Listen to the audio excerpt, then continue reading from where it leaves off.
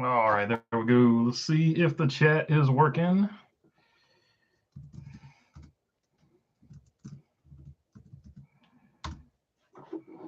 Let me know down below if the chat is working. Give it another minute here. Oh, there we go. All right. The chat is working. Okay, so Trackhouse has announced it is doing a Trackhouse 360 deal, which is going to be sort of like its own version of its own entertainment thing. It is headed by some dude that used to work at Nike, some bigwig there.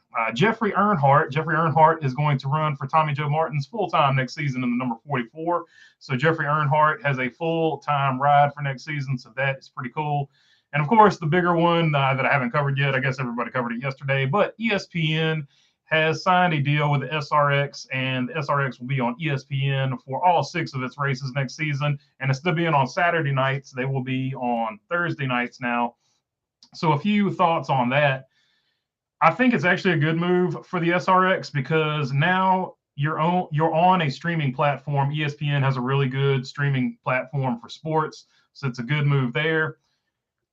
Not some necessarily a great move for TV, but TV sort of in a way is dying out anyway. So I don't really mind them being on cable. I feel like their viewership will actually probably be a little bit higher, even though they were on network TV. They were competing for network TV time during the summer on a Saturday night. I think the move to cable on a Thursday night will actually bump their ratings up. And the other thing, since they're calling it Thursday Night Thunder, I hope they put it on ESPN2. And I hope they get those old 90s graphics from the old Thursday Night Thunder on ESPN2. And I hope they bring back the wing sprint cars, the Outlaws, whatever, for the Thursday Night Thunder on ESPN. So hopefully they get all that going again. But let me know down in the comments what you guys think about it. And we'll start off with those. But I think it's actually going to be a good move.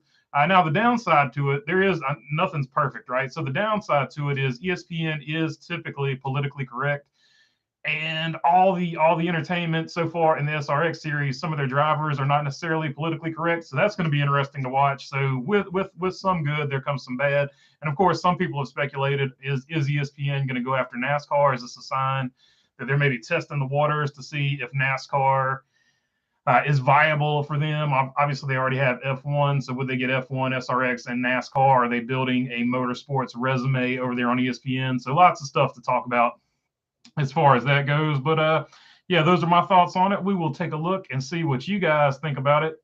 Molten Ray says, prepare for the worst broadcast you will ever hear with ESPN. All the political, nothing about the truck about the truck and racing itself. So I agree with you on the PC stuff that they do. What I think I would counter that with is typically the PC stuff they do would be like the pre-race shows and then the analysis shows. That's usually where they get it in. The actual coverage, the broadcast of the race itself, I think that would be fairly mild, if at all, if you got any of it at all there. And of course, they could just do the thing like they're doing with F1 where they sub it out to Sky Sports. They just use Sky Sports broadcast and slap an ESPN logo on it. They could do the same thing here. Like if they just kept the same SRX broadcast team, Alan Bestwick, Lindsey Zarniak, help me out. Who else was? I remember those two. I can't remember who else was helping them out there. But just bring that crew over. And so I think if they did it that way, it would probably be okay. Now, if they had an analysis show, obviously, I don't know what is it, First Take with I don't know. That's Fox Sports 1. Whatever the one with Screaming A Smith. So any of those, that's where they usually get super PC and political or whatever you want to call it. So that would be the concern as far as that goes. But I don't think the actual broadcast would have any of that stuff in it.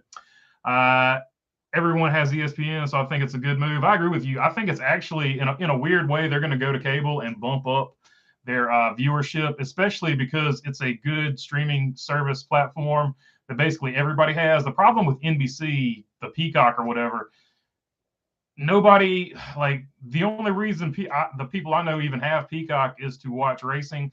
So that, yes, NBC has a streaming platform, but like it's a headache and it crashed a lot. It just has not been deployed properly. And I don't know anybody that uses Peacock for anything, and they're definitely not going to subscribe to it. At least my friends haven't already.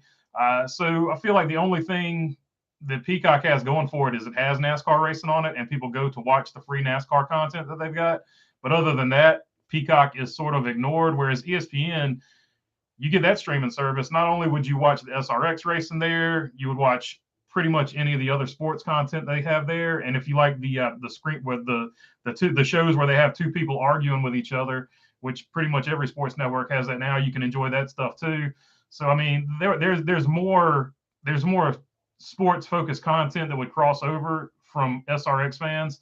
So I feel like it's a good move that way. I feel like ESPN is sort of trying to counter flow racing, and if they made a stab at NASCAR, I think that would be that it would be a viable move if they're using this SRX thing as a test to see how much money they want to throw at NASCAR if they try to make a move on NASCAR and try to get it away from NBC or Fox. Most likely, I feel like they would try to get it away from NBC. I feel like Fox is pretty locked in with their NASCAR stuff, but who knows? It's been a wild off season. Anything can happen. And I'm not even sure when the TV contracts come up off the top of my head. I'm on said track, not truck. I got you. Tim Bray said likely a good move. Yeah, I think it'll help them out more than it'll hurt them at all. I feel like it'll boost them, but we'll have to see. We'll have to see. Obviously, they had a slight downtick in season 2, but I feel like the SRX is a great series. I think they got it figured out. That's one of the better series in Camping World. For the most part, I feel like Camping World is going to be back with them because I've seen Camping World attached to it the entire time. So hopefully Camping World stays with them and see how that works out. Molten says, Mark, no, I'm pretty sure I heard a lot of people say they live in like Canada, does not have ESPN, and are not happy about it. So that is a good point, Molten. So internationally, Canada, their ESPN or whatever, they don't, there's something weird. Either they don't have ESPN or ESPN is Sky Sports or something like that. I don't know. So as far as I know, Canada would not get the SRX coverage. Canada is a big market for the SRX. Canada has a great racing market, period. So that is one of the big downsides. Canada seems to be getting left out about this particular deal. So all the Canadian friends, this is actually bad news for you. So I do apologize. I'm not even going to so we do have plenty of Canadian fans. Mark is going USA down here. He's joking. He's joking, by the way. Let's see. Molten says, Mark, people who live anywhere but the U.S. Also matter. I can't just say, oh, they don't matter because it's us. That's pretty much wrong for you to say. And Mark Barnum says, don't be political, Molten. LOL. He's just joking around, Molten. It's not. He's just having a laugh, dude. I'm not being political. Just being honest. Those people matter as much as the people who live in the U.S. He knows that, man. It's just a joke, man. The two border nations like to razz each other. I wanted to say the two states. Yeah, there you go. Civics has failed me. Anyway, SRX races are available on YouTube as well. Yeah, they have a pretty good YouTube channel for sure. NASCAR Euro is on YouTube, so YouTube is still always going to be a viable option for streaming. But of course, the live stream is what I was referring to as far as streaming. ESPN's live stream stuff is really good. They got a good situation with that. So hopefully it works out well for them. I wish them the best. I think it's a good move for them, but we'll have to wait and see. I think NASCAR is going to ESPN would be a great move, says Jason Pons. I think so too. It's really going to help them out for all the whatever direction, however you feel about the direction ESPN took with all of its other shows. Its sports coverage is still really, really good. So I can't hate on them for that. As far as covering sports, they're still really, really good. Now they're talking head shows where they just scream at each other. I could leave or take half of those. So I don't even watch that. Like the only time I really even watch ESPN is when there is an actual sporting event on, and they do a good job with the actual sporting events. But they lost me on the regular TV shows, even SportsCenter. Like I go all the way back to like the Tim Tebow thing, and they just wore out Tim Tebow. Then they wore out Jeremy Lin, and they would get to a topic and they would just wear it out. So that's when I sort of just left ESPN's regular shows. But as far as sports coverage, they're still like top notch as far as like covering a live game that's happening. So I think it would be pretty good. Robin Mark says, take off howdy from the Great White North. TSN Canada has the sports network. So there you go. It would have to be on TSN. And I think I read something like TSN wasn't involved in that deal. So the TSN to ESPN connection as far as SRX goes seems to be sort of faulty there.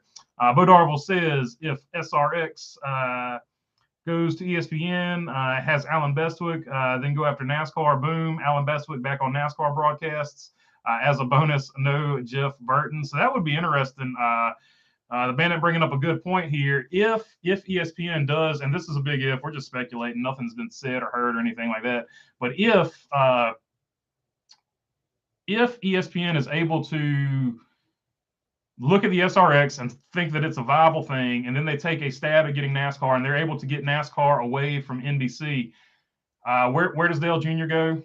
Where does the Dale Jr. download go? Does ESPN buy that too? So there are other ramifications to this too if ESPN becomes interested in NASCAR and buys out NBC. And on the flip side, if they buy out Fox, which I think is less likely, I feel like Fox is locked in. Fox is happy with the deal they've got. They do the first half, they get it over with, and it doesn't affect any of their football coverage. I feel like that is Fox's whole strategy. They get the Daytona 500, and then they're done with it before football season starts. I feel like that is ESPN's main way of looking at it. That's Fox's way of looking at it. Then ESPN would take it over, sort of where NBC did. So that would be very interesting to see what happens. I would really like to see where that NBC broadcast booth goes, though, because they do have some talent in that booth.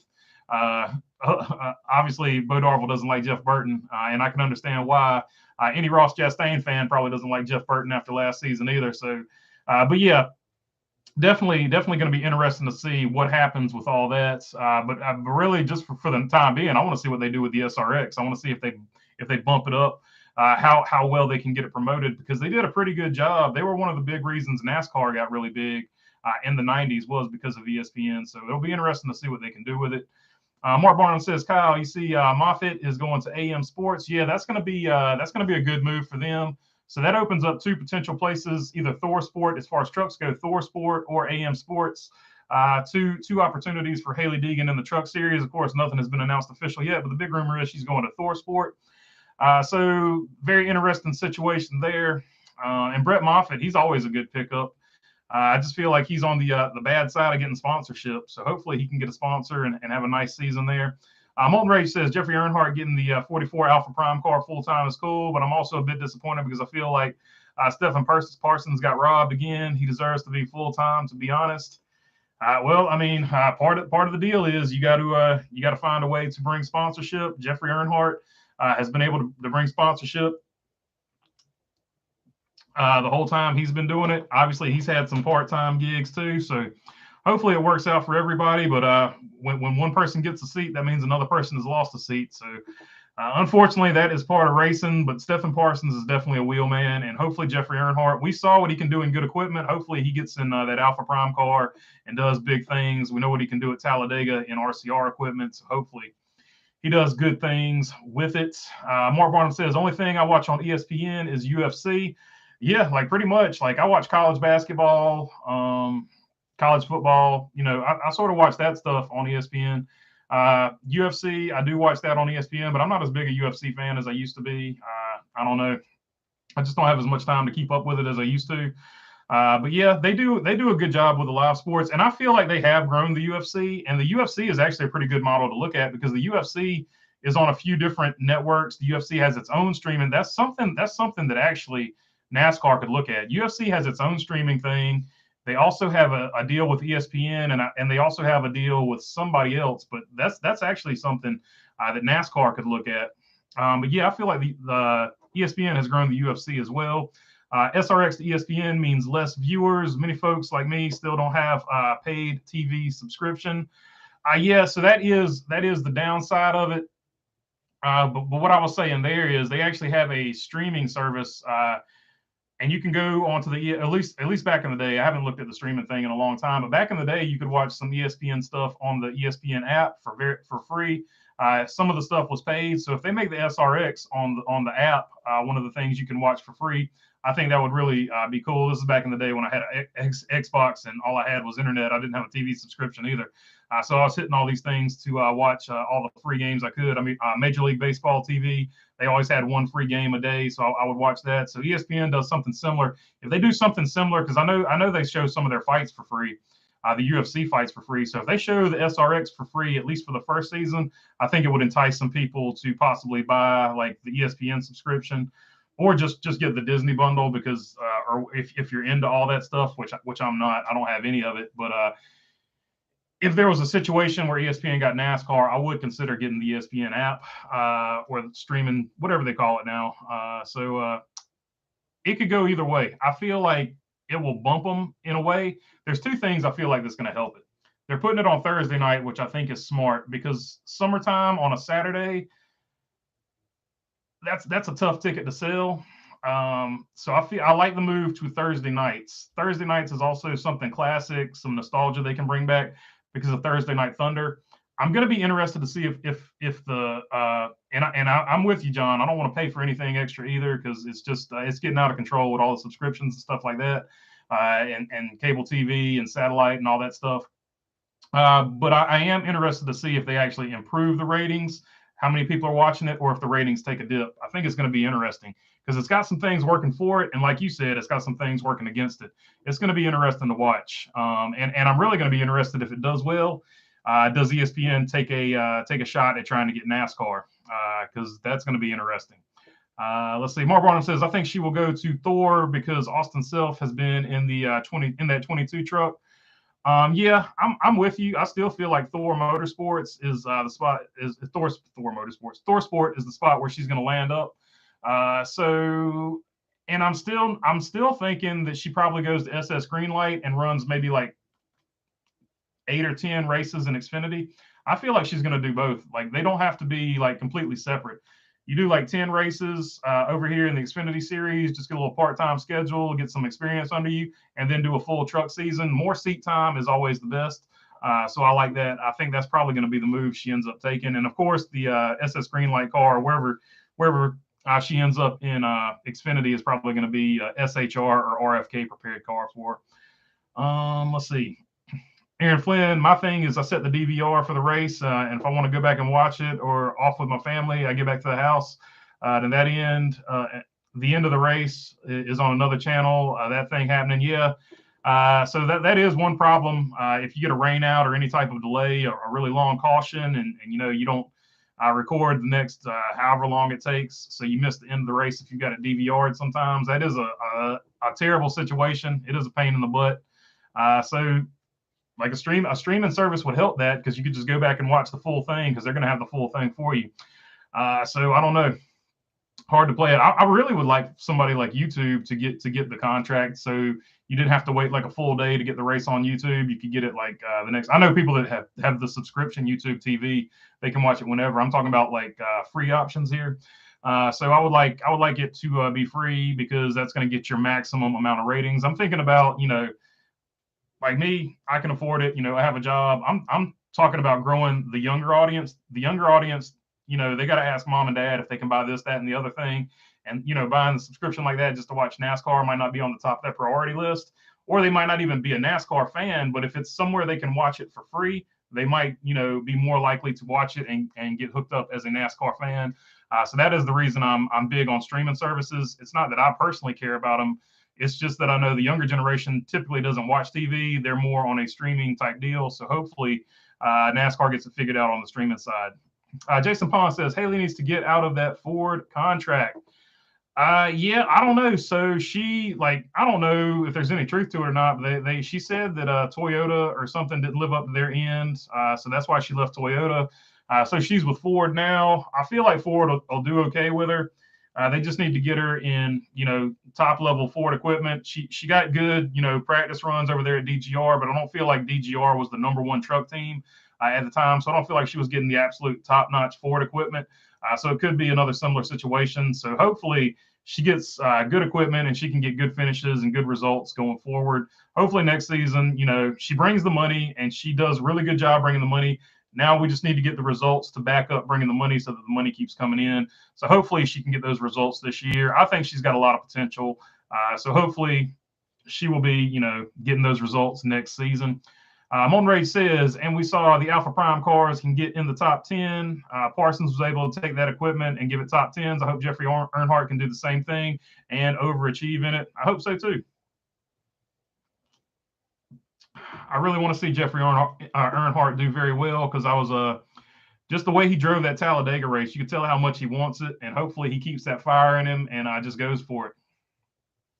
Because I think he's another one that's sort of underrated. I would like to see what he can do in a full season, and we will finally get to see that. Angus 420 says, "Hey Baloney, I was digging around in my basement and found an old photo album of my mom's 1987 NASCAR track visits. There's a pic of Dale Sr.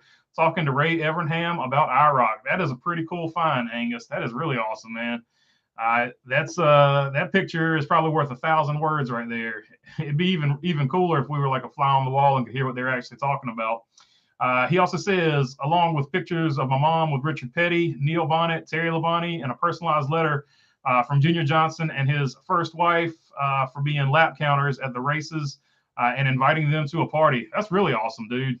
Yeah, Junior Johnson, he's super underrated, not only as a race car driver, but also as a car owner, man. He put some really rad cars under people, got several championships as a car owner, never got the championship as a driver, but he was really close several times. Him and Mark Martin are probably up there, tit for tat, as two of the best to retire without ever winning a championship, with tons of wins. I would consider both of them champions, in my opinion.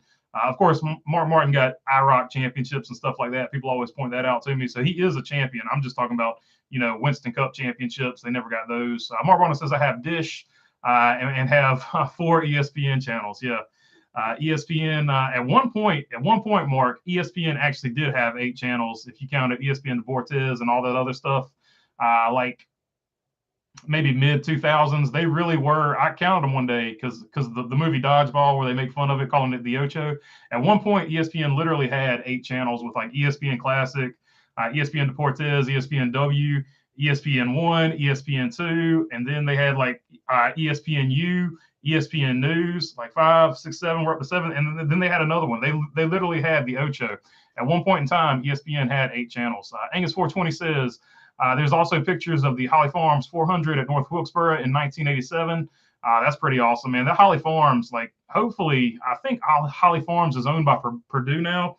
So hopefully, if they ever get another race at North Wilkesboro, they will call it the Holly Farms, whatever. Hopefully, Purdue Chicken, whatever, will step up and do that, like the Holly Farms 400 presented by Purdue Chicken or something like that. I think that would be really cool. Angus says, "Sorry for flooding the chat." Oh, don't sweat it, dude. I read all of them. I get to all of them. Don't ever worry about flooding the chat. We'll talk about whatever you guys want to talk about. 23 full-time entries so far for the Xfinity field. Only 3 teams so far from last year that have not finalized their full-time cars. SS Greenlight with the 07. Our Motorsports with the 02, 23, 27, and BBM with the 68. Let's see. That's the only teams left. Yeah, so I feel like SS Greenlight still has the opportunity to run Haley part-time. Now, who else fills any of those other seats is anybody's guess. So it'll be interesting to see who they fill out, but already a healthy field. I was looking at it the other day, and once again, I feel like there's going to be some great storylines in the Xfinity Series. The storylines are almost as good as the Cup Series, and I feel like last year, a lot of the storylines in Xfinity were actually more interesting than the Cup storylines, to be totally honest with you. Stefan D'Amelio Jr. says, what's with Danica telling her to stay away from Stuart Haas?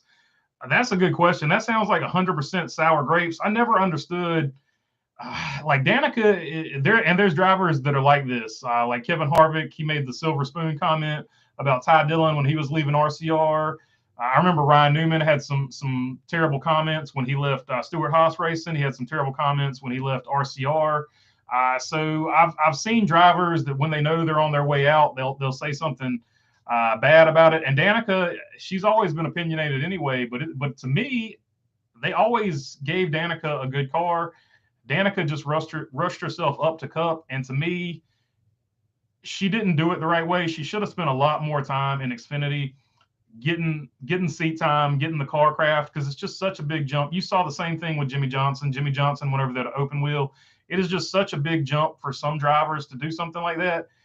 And I feel like she probably feels like she wasn't getting respected. She wasn't getting the cars and this and that and the other thing, when in actuality, she probably had the same cars as everybody else. And this is just me off the top of my head. I don't know anything, but that's just what I'm guessing. She's probably not blaming herself as a driver, and she's blaming the team. And that's why she's probably saying stay away from Stuart Haas. I don't get it because I feel like Tony Stewart was in her corner the whole time. I feel like Stuart Haas had her back the whole time. So I don't get why she made those comments. I have no idea, but most likely she's just being competitive and feels like she wasn't getting the same cars that like Kevin Harvick and Eric Almirola or whoever, Clint Boyer, were getting over there. I don't know, but that would just be my guess off the top of my head. Bo Darville says NASCAR will grow their fan base. Will never grow their fan base as long as the cars don't pass each other. Everything else is lipstick on a pig.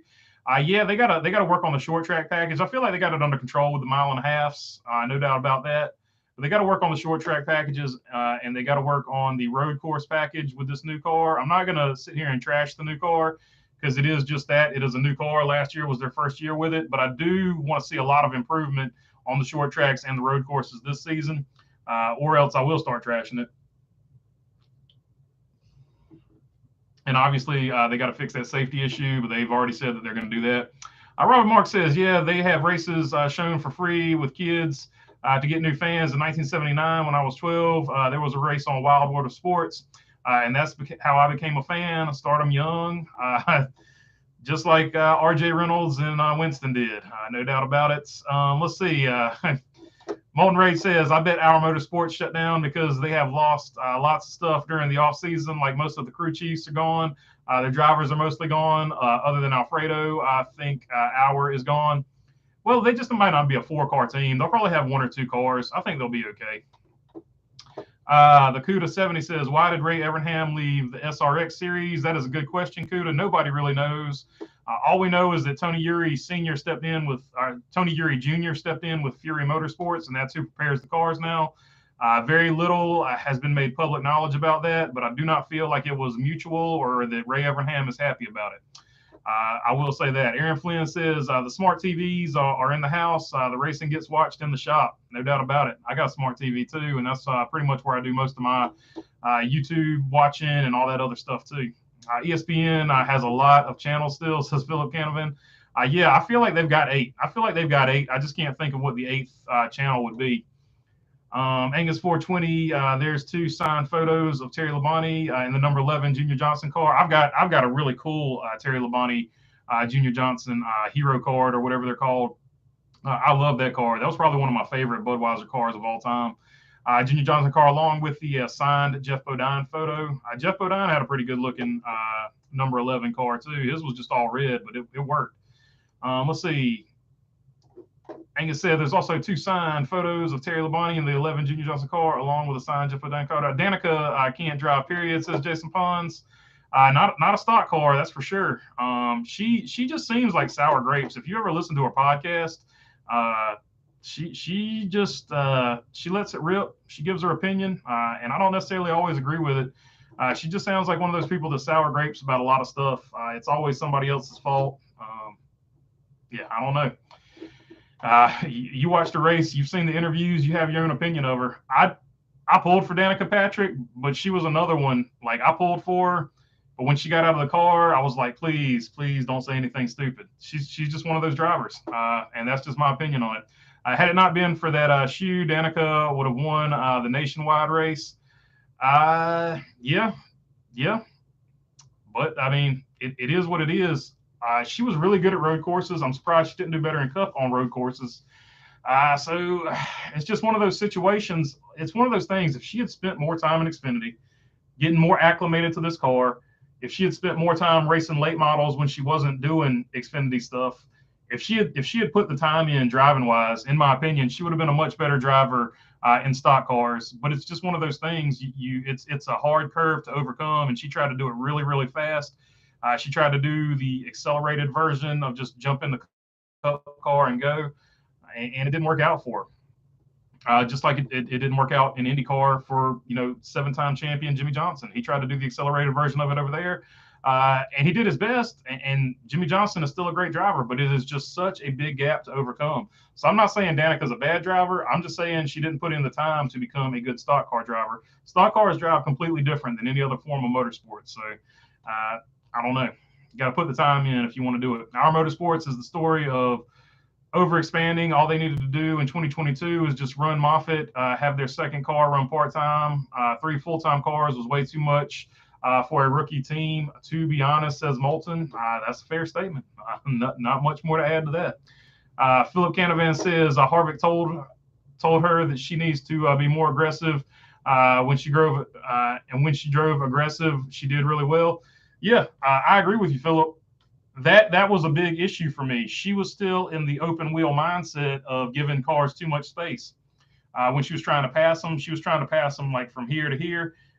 You have to suck up in the car that she was driving, that generation of car she was driving. You had to suck up on the rear, then throw it down there, and then you had to get the air off the side of them. She was being, you can call it aggressive, or she was giving them way too much respect, but she just wasn't. She wasn't doing what you need to do to pass in a stock car. She was still trying to race like she was in an Indy car, and that was part of the problem. Like, she had fast cars, she just couldn't pass, and she just, at times, she would get closed off and wouldn't listen to people and take their advice, in my opinion. And that, I mean, it was a big jump. It was going to be hard for anybody to do it. I respect her for putting in the effort and trying, but at the end of the day, she didn't spend enough time in Xfinity cars and stuff like that to get the experience. So when she got to Cup, it was just too big of an obstacle. Danica should have stayed in open wheel. She ran strong there, 100%, 100%. Phil said I was talking about Danica. Yeah, I got you. I knew who you were talking about. Our Motorsports is a team that had potential. Heck, I was kind of liking their tiny rise until the 3-car team, and I'm like, nope, they didn't just do it. You just ruined your progress. And look, the future is gone. Yep, I agree with you. I mean, I don't know what else to add. Let's see. Old Home Guy says late to the event. Late is you're like a wizard. You arrived at the proper moment, Old Home Guy. You're never late or early. You arrive at the proper moment. Stephen D'Amelio says that's GoDaddy was all behind that. Yeah, so that's a fair statement. I feel like GoDaddy did rush her up as well. I feel like it was some sponsor pressure, but I also feel like Danica just didn't want to really race Xfinity. Like, she wanted to be in the big time. She wanted to be in the big show. So I don't put it all on her, but at the end of the day, she made the decision to move up too fast as well. So it is what it is. I feel like GoDaddy would have supported her regardless, and they did for a long time. So kudos to GoDaddy for supporting her and sponsoring her. And look, man, kudos to Danica for trying. Like, it was just a big hurdle to overcome, and she was one of the first people to try to do that. So it's easier in hindsight to say, oh, she should have spent time and done this and that and the other thing. But when she's doing it, like, herself, like, for the first time in a long time, somebody going from open wheel to a full-time Cup car, you know, she did it, she tried, and if nothing else, she'll be used as a reminder, you know, that if you're going to do that, you need to spend a lot of time in the Xfinity Series to figure out how a Cup car handles, and then try to move up to a Cup car, which, I mean, now, good luck, because the Cup cars handle totally different than the Xfinity Series cars, so I don't know what you would do now. Angus420 says, I found a behind-the-scenes video on YouTube about Talladega Nights, and I never knew they painted Rockingham to be Talladega. It looks really weird, and it's obvious once you know it. That's pretty cool. Yeah, so a lot of Hollywood magic. I forget what I was watching, but they were at Auto Club Speedway, and they had completely, it was some TV show. It might have been Burn Notice or something. I don't know. But they had painted Auto Club Speedway, but it was still clearly Auto Club Speedway. And I was like, man, so I had to look it up, and I was right. So, yeah, it's crazy what they do for movies. They will paint a track just for, like, and it wasn't even in the movie for more than like a minute, or a TV show even for more than a minute, but they spent all that time painting that to get that set right for like 30 seconds to 1 minute of TV. So it's pretty crazy what they'll do to get the shots that they want. Let's see. Old Home Guy says, doesn't Ray have another young family? Yeah, so he married Aaron Crocker. So yeah, they have. He does have a family, so that could be part of it. But the way I feel like it went down, I don't think it was his decision to not do that deal anymore. It doesn't seem like a happy mutual split. It's like Auto Club being painted for Daytona, says Angus 420. Oh, so I was actually just talking about that. Yeah, 100%. They definitely do stuff like that to create the movie magic. But yeah, I don't know what happened with the Ray Evernham deal on the SRX, but I just know it doesn't feel like it was it was a good parting of ways, in my opinion. Moulton says, I don't even know if Brandon Built Motorsports is still around. Last time, they're not. He needs funding. He's basically said he's shut down if he doesn't get funding. Plus, a lot of their equipment was wrecked out because of Chris Wright. So I don't know. Yeah, I think it's. I think he's done unless he gets some sponsorship. Mark Bukowski says Danica is a mean girl. That's why she got little respect. I mean, I can't argue with you. She had the Kyle Busch attitude, but she didn't have the Kyle Busch results. That's probably the easiest way for me to say that, and I'll stick by that 100%. Oddly enough, Danica's parents are northern Minnesota people. That is odd because I don't know. You typically think of I don't know. All the people from Minnesota I've met are pretty nice and conservative, and Danica is not. She's not conservative. She's pretty cocky, so I don't know. But you know, it worked for her in IndyCar. She had a big hill to climb, and you know, it is what it is. Let's see. Mark Bukowski, it worked for Smoke. No problem. He can win in anything. Yeah, different type of driver. Like, end of the day, Danica was never going to be Tony Stewart, and 99% of all race car drivers are not going to be Tony Stewart. Tony Stewart is another level type race car driver. He's up there with Mario Andretti, AJ Foyt, Dan Gurney. I mean, you put those guys in any type of race car, they're going to win. Danica Patrick was a specialist. She's not somebody that is going to learn a car really quickly and that's going to translate for her. She's somebody that has to spend the time to learn the craft. And that's what I'm saying. She should have spent more time in Xfinity Series. And that's what I'm saying. She felt like she was as good as Tony Stewart. Then she tried to do what Tony Stewart did, and she was not, you know, as good as Tony Stewart. I mean, that's about all I got to say about that. You know, it is what it is. I'm still trying to find out information on Brandon Built Motorsports, like for their future, because I cannot find anything after Phoenix, like no post, no interaction. I don't even know, again, if they're still around. They're just waiting. They're waiting on sponsorship, man. Like he'll fire it back up if he gets a sponsor. It's like any other race shop. If you don't have sponsors, you go back to work and all your race stuff sits in the race shop. The CUDA 70, I would like to see Danica in the SRX series. She's an announcer in the SRX, if I'm not mistaken, but she should jump down there and drive. I would like to see that. Haley Deegan accounted herself very well when she raced the SRX series, so Danica should jump in there and give it a try. Could you please explain the Corvette thing again from the other day? Sorry to ask you to repeat yourself. Okay, so yeah. Corvette, it used to be the Chevrolet Corvette. Chevrolet produced the Corvette sports car. And I'll have to find the article again, I guess, like maybe 2012, 2015, somewhere in there.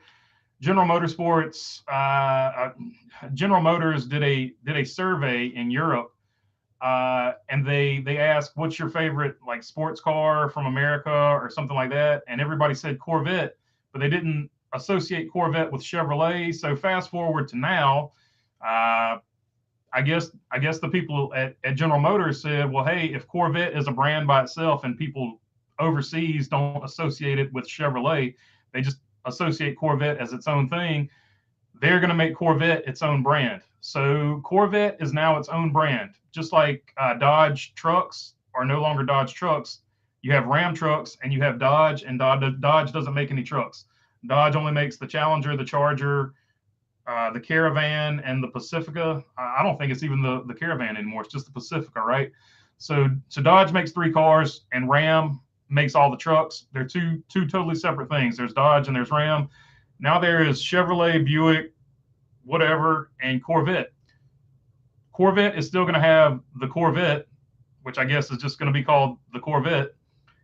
And then they're going to have a Corvette Coupe, which is a 4-door sedan, but they're calling it a coupe. I get it. I didn't name it a coupe, but that's what they're saying. And they're also going to have an SUV. So it's going to be sort of like Porsche. You have the Porsche 911, you have the Porsche Cayenne, and then you have the Porsche Panamera. And a lot of people are like, well, it's not like Porsche because Chevrolet owns Corvette. Well, yeah, Volkswagen owns Porsche. So Porsche is its own brand, Corvette's its own brand, and they're going to have 3 cars. And that sports coupe, the Corvette coupe, a lot of people are speculating unfoundedly, because I haven't seen anybody say anything about this, but a lot of people are speculating that Corvette is going to be the car that that NASCAR runs in Cup, and Chevrolet is gonna, not have a car anymore. I think that's not founded. I think Chevrolet is gonna have a car that's a four-door car that they're gonna run in Cup when the Camaro gets discontinued, and that'll be what they run, and it'll probably be based on the Corvette Coupe that is a four-door sedan. So that's what I think is happening. But a lot of people have been talking about, since there's a four-door Corvette, they're going to run it in the NASCAR Cup Series. I haven't seen anybody, that you can trust or rely on say that they're going to run a Corvette in Cup. But the rumor is out there because Corvette is going to make a four-door sports car called a coupe, even though it's got four doors, because it's just what the automotive industry is doing right now. So that is the Corvette story. Corvette is now its own brand, just like Ram is its own brand, no longer associated with Dodge cars. Corvette is no longer associated with Chevrolet. It's just Corvette, and they got the SUV, they've got the four-door coupe, and they've got the sports car. So that's the Corvette story. Definitely should have made an episode about that, but I got busy and I didn't get to it. And to be honest with you, I'd forgotten about it until right then. So good question. Glad I could go over that, because there were a lot of questions about that. I just forgot to make an episode about it, explaining it. Let's see. Molten Ray says, I'm also surprised SS Greenlight hasn't already announced Joe Graff Jr. in the 07 full-time. I don't like the guy. I think he's just a paid driver, but I'm surprised he hasn't been announced yet. I don't know. I don't think he's ever been in anything good enough to know if he's a good driver or not. So we'll just have to see. As part of it, we'll just have to see how it goes. SS Greenlight is most likely going to get a part-time ride to Haley Deegan next season. That would be my guess if I'm taking a guess there. I don't know who they're going to put in there full-time though.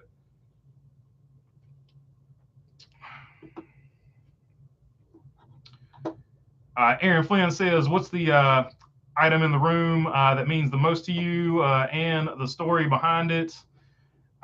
In this room, I don't know. Probably that Richard Petty one right there.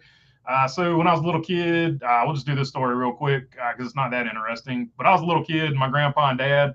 My grandpa was a Richard Petty fan, but they had become Dale Earnhardt. I'm pretty sure my dad was too, but they had become Dale Earnhardt fans because Richard Petty was up there in his career, pretty deep into his career, and like he wasn't winning anymore, just to be totally honest.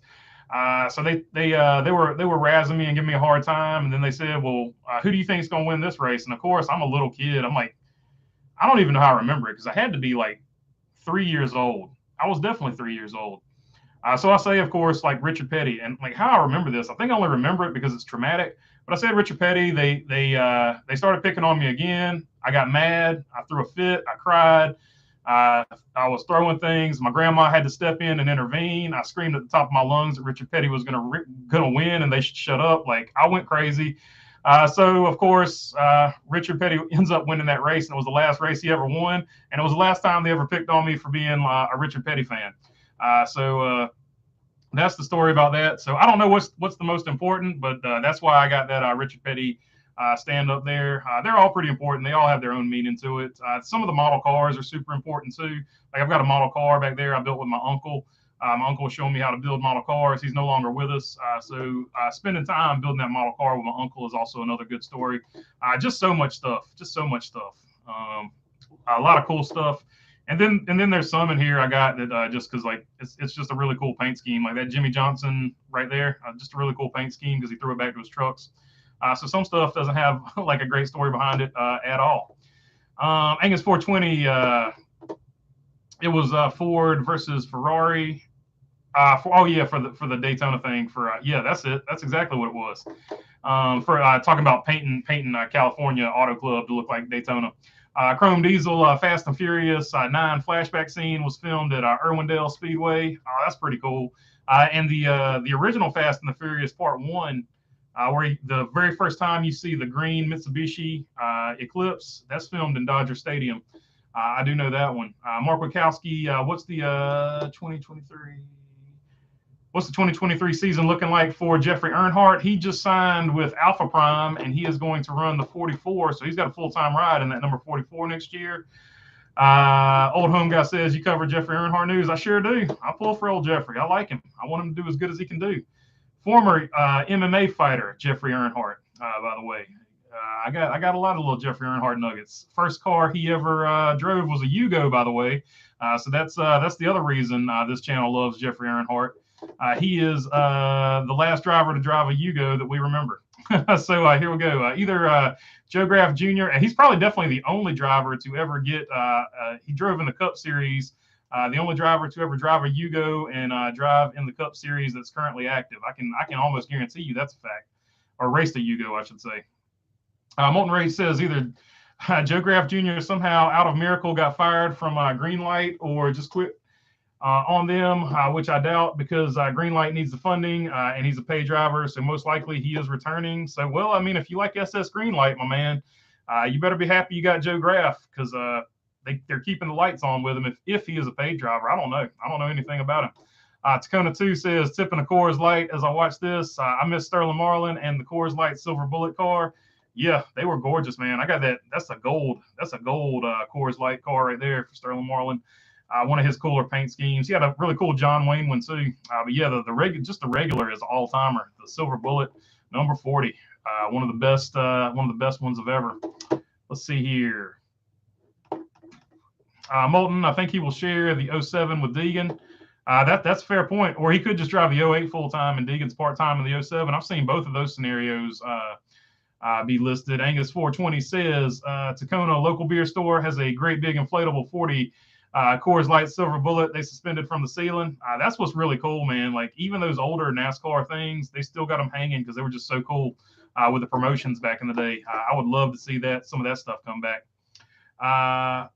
Bent Christers Johansson says, to me, as a European, Danica seemed like a PR project, just like her dating Ricky. Poor dude got booted when her NASCAR days were over. Just as predicted, it's a PR thing. I agree with you. A lot of her stuff was PR. There's no doubt about that. That's a very good point. She's and even if you look at her life now, she finds ways to stay in the news. So there's always people that do racing for different reasons. She obviously enjoyed the spotlight, and that was part of the reason, that she raced. And there's nothing wrong with that. People race for different reasons. So that was one of the reasons. Probably it was an attractive sport to her. Molten Ray says, Deegan, Briscoe, Custer really runs good in the 07. Me, very impressive. You're doing a great job. Joe Graff Jr. runs bad, struggles. All right. Let's be fair here.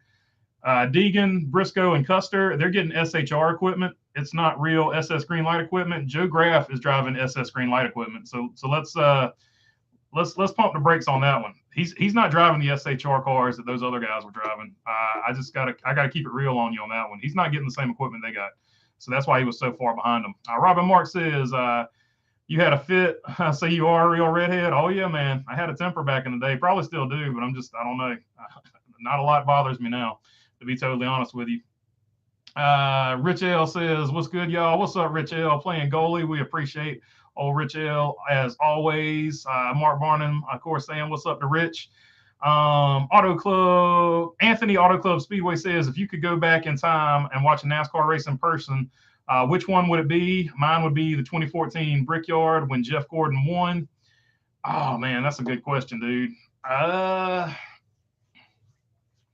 It would either be that's a tough question. It would either be the Daytona 500 that Dale Earnhardt Sr. won. That would be one of them.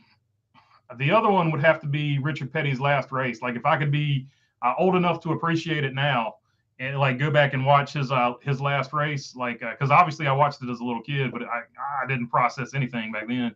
I just remember being mad. Like I didn't even know what race it is. I actually had to look it up to see what race it was, and it ended up being his last race. The only reason I remembered it is because I remember the Air Force One flying over, and I had no idea it was even Air Force One. I just remember they showed a plane flying during the race, and I was like, how come they keep showing this plane flying during the race? Get back to the race. I want to see the race. So that's the only reason I even remember it was that race right there. I just remember throwing the fit because I was so little. So I would love to go watch that race in person if I could watch it. Those would probably be the two, and you would have to flip a coin because just tough. Let's see. TJ Morshed says, hello from New Hampshire, where I'm 20 minutes away from New Hampshire Motor Speedway. New Hampshire Motor Speedway is super underrated, in my opinion. If they get the short track package fixed, they can put on some good racing there. No doubt about it. Quiet Cat, what's up, Baloney? Hope you're doing good this off season. I am doing pretty good. Quiet Cat, hope you're doing good as well. Old Home Guy says maybe his Yugo is for sale. If it is, if they still got it, it shouldn't be far from me. I will put some feelers out and see if they still got it. I'm sure it's somewhere in the junkyard rusting and destroyed, but I could possibly use the body if I could get it cheap enough. If I could find any Yugo body cheap enough, we could do something with it. But right now, it's looking like it's going to be the Fiat 500L that came out of the exact same factory, because I feel like that's as close as we're going to get to a running car that we could actually do something fun with. Without me dropping money that I don't have into building some elaborate monster of a project. Let's see, Mark Langer and Danica and Haley. I've already got a black hole in my garage for money called the limited late model that's going to race next year. So let's see, Danica and Haley are bikini drivers. Both got better equipment than their capabilities, says Mark Langren. I don't know about Haley, and I don't know, like. Here's my feelings on that. Yes, I agree with you that they throw on the bikinis to get, views, sponsorship, and stuff like that. But at the same time, I'm not necessarily going to hate on that, because they are getting sponsorship with that. So if I could get sponsorship, looking like The Rock or something, I'm not going to say I wouldn't do it. So I'm not hating on that. That being said, I feel like Haley has a much better attitude toward it. She's putting the time in, whereas Danica tried to rush it and fast track it. And that's just a different approach, right? Tony Stewart fast tracked it and it worked for him. So I'm not saying the fast track approach won't work. I'm just saying you have to be like Tony Stewart good for it to work. Danica Patrick wasn't Tony Stewart good, and it didn't work for her. Haley Deegan is actually taking the path where, hey, I'm going to spend time in the truck series until I get it figured out down here. And she's taking a lot of grief for it. Oh, you're not winning. I mean, she's a kid chasing her dream. She's trying to figure out how to win. Now, people are upset that she's getting money because she basically advertises herself and she's really good at marketing herself. I'm not hating on that. I think it's brilliant. I wish more drivers would take a note from her and market themselves in a very similar way. Start a YouTube channel, let your personality shine, get as many sponsors as you can get so you can get the best equipment you can get, so you can learn with a good team, because you're probably going to learn more with a good team, and you're definitely going to learn more the more seat time you get. So that's why I'm saying I like that she's coming back to the truck series full time, and I'm hoping she gets maybe 8 to 10 starts over there in the Xfinity series. So I see, while both of them do market themselves as good looking women, I see Danica's approach being very different than Haley's approach. So I mean, you can say they're bikini drivers, but I feel like Haley's putting in the work too. Whereas Danica was trying to fast track it. And I'm not saying fast tracking won't work. I'm just saying you've got to be like, Tony Stewart good. And I'm using Tony Stewart as an example because he was an open wheel guy. Let's see. Moulton says Custer wins a race with SS Greenlight. Next week, Joe Graff Jr. proceeds to wreck that very same car out. I mean, he could. I don't know. Moulton is on a rampage here against Joe Graff Jr. I don't know what Joe Graff did to you, man. But let it go. I mean, we're talking about Joe Graff, dude. He's out here trying his best. I don't know. Kick somebody who's actually won some races. Don't kick a dude who's down, man. Cassandra Keller says, I love Sterling Marlin. Sterling Marlin was the man, no doubt about it. Mark Wachowski says, Moulton is loyal to Cole. He's a real fan. There's no doubt about it. Moulton Rage is probably the most loyal fan you're ever going to find in any sport. Forget NASCAR. No doubt about it. Old Home Guy says, how much of last NASCAR is transferable to Xfinity? Oh, gosh, none now. Like this car now, nothing. Ty Gibbs even said it. He said, I just run Xfinity he's like, I'm glad I run Xfinity races because it keeps my confidence up, because this Cup car is just totally different. It's a totally different thing. No doubt about it. Rusty Beechwood said, what's up, pal? Seniors Daytona 500 win is the one to see in person if you can go back. Yeah, no doubt about it. You'd have to flip a coin, man. But seeing Richard Petty's last win ever, also up there. I was big fans of both of them. No doubt about it. Mark Langren, sorry, there are better female drivers out there. Oh, there's no doubt about that, Mark. I'm not arguing there. I'm just saying Haley Deegan's trying to put the work in. Can I say Haley Deegan is way better in a bikini, says Rich L. So there you go. Here you go. I'm not going to put that up as a poll question. I thought about it. I'm not going to do it. I'm not going to go there. Let's see. Old home guy. There are two different frames. One was the 110. The other is the 105. I'm pretty sure he got the one. He had the 110 frame. I'm pretty sure he had the slightly bigger one, if I'm not mistaken. I haven't found a picture of the car. I'm just assuming. I think they only had the 105 for 1 year. I have to brush up. I've got a history book on Fiat. I'll have to brush up and see which one they made the most of. I think the 110 was the one they made the most of. That's why I'm going with that one. Let's see. Anthony Auto Club Speedway says all three manufacturers will have brand new front noses next year. Is that correct? That is correct. They will also have, they're doing something with the vents, the air vents and the hoods. All the air vents and the hoods are getting changed also. So that is another thing that they will all have brand new. So throw out all of your nose notes for your aerodynamic numbers, for your Reynolds numbers or CF computational fluid CFD numbers. Throw them out of the window because they are all going to be different next year. Aaron Flynn says, "Is the great and powerful Oz behind the green curtain?" No, that's a green screen. I used to use that for other content. I've got one episode on here where I used it. So I can do green screen stuff. I just, for what I do right now, I haven't had to use the green screen. So that's the green screen. What is behind the green screen? So far right now, I think the only thing behind it is some extra lights and half or maybe a third of the Firebird flag. That's the only thing behind it right now. Aloha from the Big Island of Hawaii, Wahoo. Woohoo! Sorry, I got here late, but I'm in now. What's up, Dennis Gillespie? What's up, Hawaii? I think that's the hang loose thing up there. BJ Penn, I was a big BJ Penn fan in the UFC. He was a big Hanaho, which means do it again or encore. That is the extent of my Hawaiian, Dennis. Hanaho, do it again. Rich L says, "What's going on, Dennis?" Let's see, Molten. Oh no, that actually happened. No, he actually wrecked out of the Auto Club car. Yeah, that car Custer took to the victory lane. Once again, man, he's not driving the same. I'm just telling you, Molten. He's not driving the same car that Cole Custer was driving. He's driving the actual SS Greenlight car. Cole Custer was getting a car from Stewart Haas Racing. It was a totally different car. So like you can feel however you want to feel about Joe Graff Jr., but I'm just telling you straight up, he was not driving the same car that Cole Custer was driving. Just straight up, dude. Dennis Gillespie, did you research Louise Smith yet, buddy? I have not. I've been in the shop. I haven't researched anything. I've barely been able to get episodes out this week. I've had a little bit going on. Just holiday stuff breaking, and then trying to do some just trying to help some people out. To be totally honest, I have not had a whole lot of time to do anything. Helped the guy move in last week, so I haven't been on top of it as much as normal. So I will do the research on it though. I have got it written down. We will get that episode going. I might have to spend more time to get that one going because it might be some travel involved. It might be something I can actually travel for because I feel like she's going to be in several Hall of Fames and we could get some cool footage that way. Old home guy, I mean the old car, not the next gen. Well, yeah, the old car was pretty close to the Xfinity car, or just a lot closer. So the suspension was pretty similar. So you could transfer quite a bit.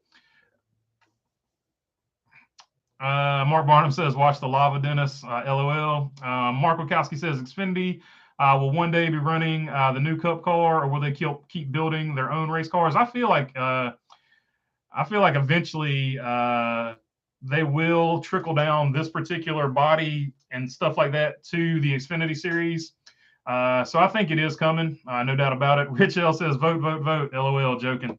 I would do it. I just don't feel like hearing the backlash if I do it because I feel like I don't know. I just feel like that would catch on and somebody could be like, "Oh, he was saying such and such," and obviously in the age we live in now, it wouldn't be like, "Oh, they were just joking." They wouldn't take it as a joke. It is what it is. We're living in a politically correct age, just like the late 80s, early 90s. Super politically correct right now. Stephen D'Amelio Jr. says, "I was at Daytona when Dale Earnhardt Sr. won the 500, 98 on the back straightaway. I believe it was called the Super Stretch." Yep. And Danica acts like her finger never went through the toilet paper. 100%, Stephen. She's a different breed. she always just comes off as very arrogant to me. I've had some people that have met her, and she's special. That's all I can say about it, according to them. And I trust their opinion because they're not even NASCAR fans. Because one of the dudes that said it, he was like, "Do you know some driver named Danica?" I was like, "Yeah, I know you're talking about." And he told me the story, and I was like, "Ooh, wow." Don't ever meet your heroes in that particular situation is all I can tell you. He didn't have a flattering story to tell. So let's see, Dennis Gillespie. Thank you, Mark. I will. And as far as that, I'm done talking about Danica at this point. We're done. I've trashed her as much as I'm going to trash her. I don't even want to talk about her. I did pull for her though, so I'm not going to sit here and act like I didn't pull for her because I think what she was doing was a big deal, and she got a lot of girls into motorsports. And so for that, good for her. That was a good thing. But she didn't give you the warm and fuzzies if you ever met her. So according to my friends that have met her. So Mark Wachowski seen the Jimmy Johnson climbing onto a petty, and she might have just been having a bad day that day. You never know. Everybody has a bad day. Seen Jimmy Johnson climbing onto a petty GMS. Nice to see him back home. Yeah, he threw on all Eric Jones's suit. And they said, I think Bob Pocker said we should know by January what number he's going to run. So he still hasn't picked the number yet. Let's see. Chrome Diesel said, as a true CM, Truckum, I don't know. Dennis Gillespie says, you the man. Appreciate it, Dennis. Chrome Diesel, as a truck driver, I'm driving a truck, Kenworth, same truck brand. Oh, that's awesome, man. As the movie Smokey and the Bandit, we got Bo Darville in the comments here, Chrome Diesel, just so you know. I've actually got a cat hat, an actual cat hat from, it's very similar to the one that Snowman wore in the movie. So, yeah, and coincidentally, that is why I drink Coors, is that movie right there. That is not product placement. That is just my preference for regular beer. Let's see. But yeah, Smokey and the Bandits, one of my favorite movies of all time, man. I love that movie. Let's go back in time and stop the crowd from being morons that ruined Brandon Brown's perfectly decent career. I wish we could. I wish we could. Where they have to hire a driver, pay Chris Wright to even stay afloat. Yeah, it stinks. I wish we could change that. That's probably the worst thing. That's probably the worst thing that's happened out of all the things since 2020 that's happened in NASCAR. That's probably my least favorite thing that ever happened because he literally was just the wrong dude in the wrong place at the wrong time. The dude wins a race, and because they do the stupid front stretch interview instead of interviewing him in victory lane like adults, now his career is over with because everybody's pulling for their favorite team. People are treating politics like it's their favorite team. They're either pulling for the red team or the blue team. And if you're on the wrong team, you're getting canceled and hated on. And he wasn't even on either team, but because he was associated with something that was on one of those teams, his career is in trouble right now at the very least. So hopefully he can get back going and they can get Brandonbuilt Motorsports back up and running. Just a bad situation. It's probably my least favorite story that has ever happened since 2020. Cup and trucks need an Xfinity package. I agree with you 100%, Moulton. That's a good analysis there. Rich L says, yes, sir, woke. Yeah, woke is just the modern day term for politically correct. And politically correct was always a moving target. It is what it is. Chrome Diesel says, Moulton, that's why winter interviews shouldn't be held on the front stretch, but instead in victory lane. I agree with you 100%, Chrome Diesel. Could not agree with you more. Interviewing on the front stretch happened because of the pandemic or whatever. Here we go. This one just got the yellow flag of sadness because I said that. But that's why it happened. And we're not in those times anymore, so they need to go back to victory lane. And that's just all I'll say about it. COC Car Dude says beer makes you fat. Get on the vodka train. Everything makes me fat, dude. But yeah, I can't do vodka because I can't taste it, and then all of a sudden I'm too far gone. So it is what it is. Let's see. Let's see. What did I did? I drank Smirnoff back in the day because it was a sponsor of Matt Kenseth. So I guess if I had to pick a vodka, that was my vodka of choice. Of course.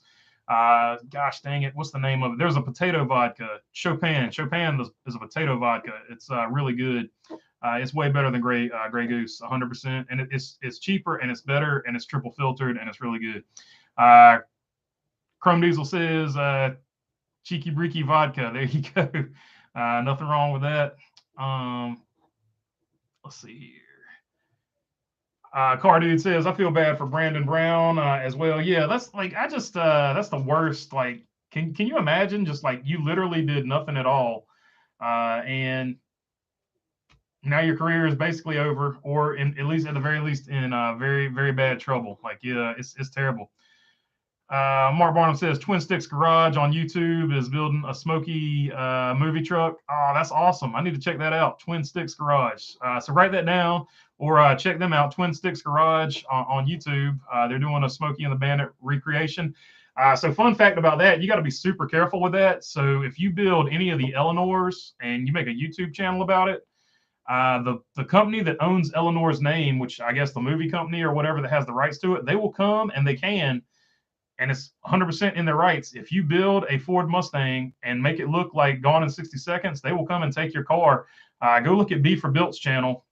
They tried to build an Eleanor, and the movie company came and took their car from them, paid them no money because they were infringing on the rights. So they got to be careful with stuff like that. Hopefully that doesn't happen to this group. Robert Mark says, I love the song Eastbound and Down by old Jerry Reed.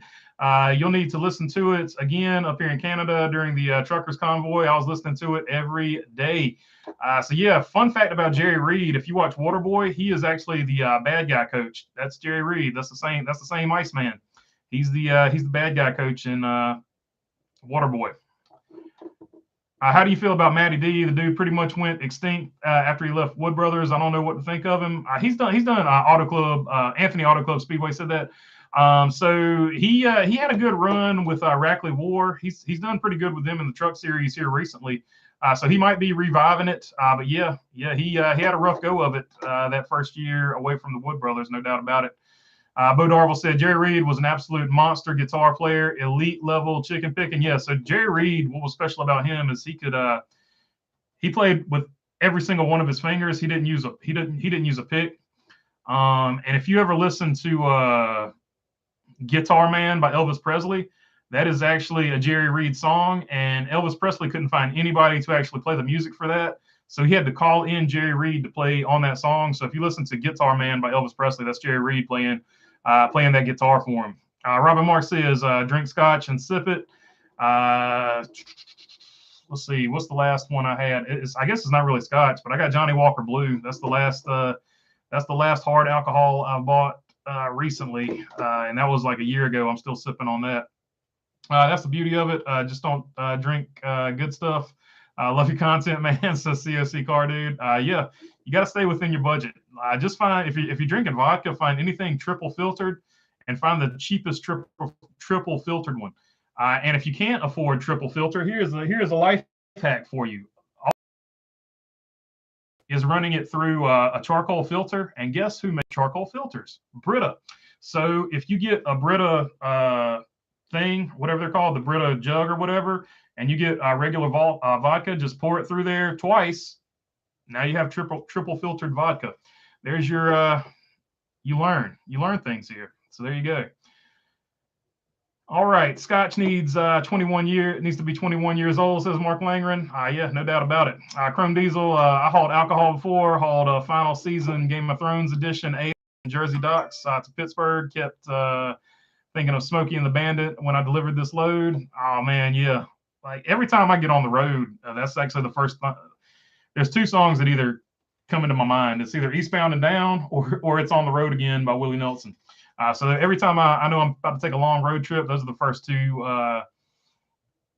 songs that pop to mind. And then like midway through the trip, usually Eddie Rabbit will pop into my head. I'm Driving My Life Away by Eddie Rabbit. If you haven't heard that one, that's a really good one. Probably a lot of people have never heard of Eddie Rabbit or that song, so look it up. Driving My Life Away by Eddie Rabbit. Mon Ray says, hot take, Paul Menard was not that bad of a driver. Honestly, pretty decent driver. He was overly hated because of the daddy's money argument. That's not bad. He was not a bad racer, actually. Paul Menard was good, and I feel like a lot of people liked him. Have you considered going to PRI? It was a blast. I was going to go this year, but then somebody said they wanted to race. Then they backed out of racing, so I ended up not going this year. So I will make it up there one year, one day. Let's see. Mark Langer says, I prefer freight shakers with Cummins. That's what our straight trucks is and our semis. Yeah, I'm not a super knowledgeable about it. I know Mack trucks. If you see the gold dog on a Mack truck, that means it's 100% Mack truck, drivetrain and everything. If you see the silver dog, and the only reason I know this is because they're Richard Petty sponsor, and then there were two like diesel motors that are like the greatest of all time. One was made by International, the other was made by Cummins, and that's all I know. I know Caterpillar made them for a long time, but now Caterpillar got out of the road engine game, and they only build off-road diesels, and that's the extent of my knowledge on that one. Let's see. Philip Canavan says the original truck used in Smokey and the Bandit still exists and is running. Same thing with BJ and the Bear. That's because it's a Caterpillar diesel truck. It is still exists today and is running. That's pretty cool. Mark Barnum says there were 2 years of trucks. They had to be in movies, so it would be tough for them to make the truck. Yeah.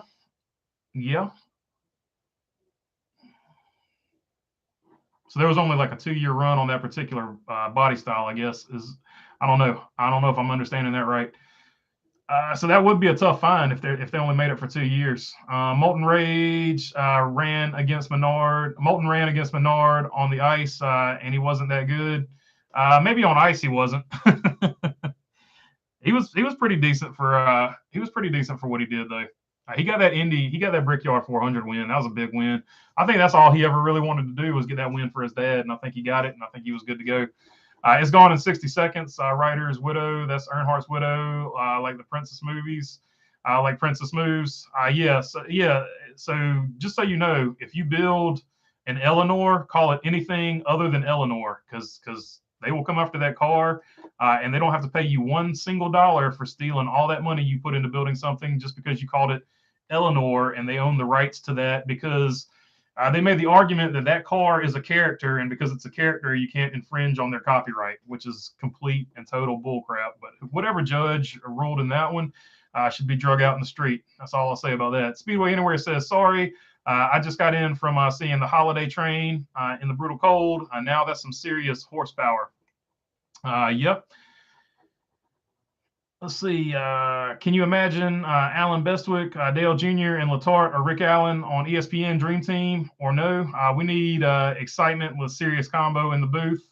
You got to have Dale Jr. So I regardless, like if NBC loses it, I feel like Dale Jr. is a no-brainer. He'll go over, or they'll make the biggest offer they can make. It'll be like a battle between Fox and, if ESPN was the one that stepped in and got it.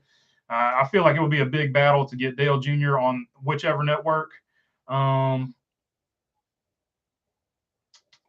I don't know if Rick Allen comes over because they're already going to have Alan Bestwick. So I feel like it would be Alan Bestwick, Dale Jr., and then whoever they have as the crew chief, which would probably be Steve Letarte.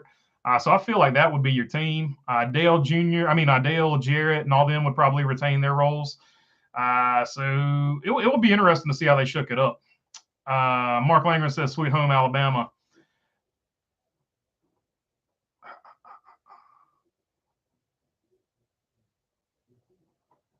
Mark Barnum says 4,000 horsepower Speedway.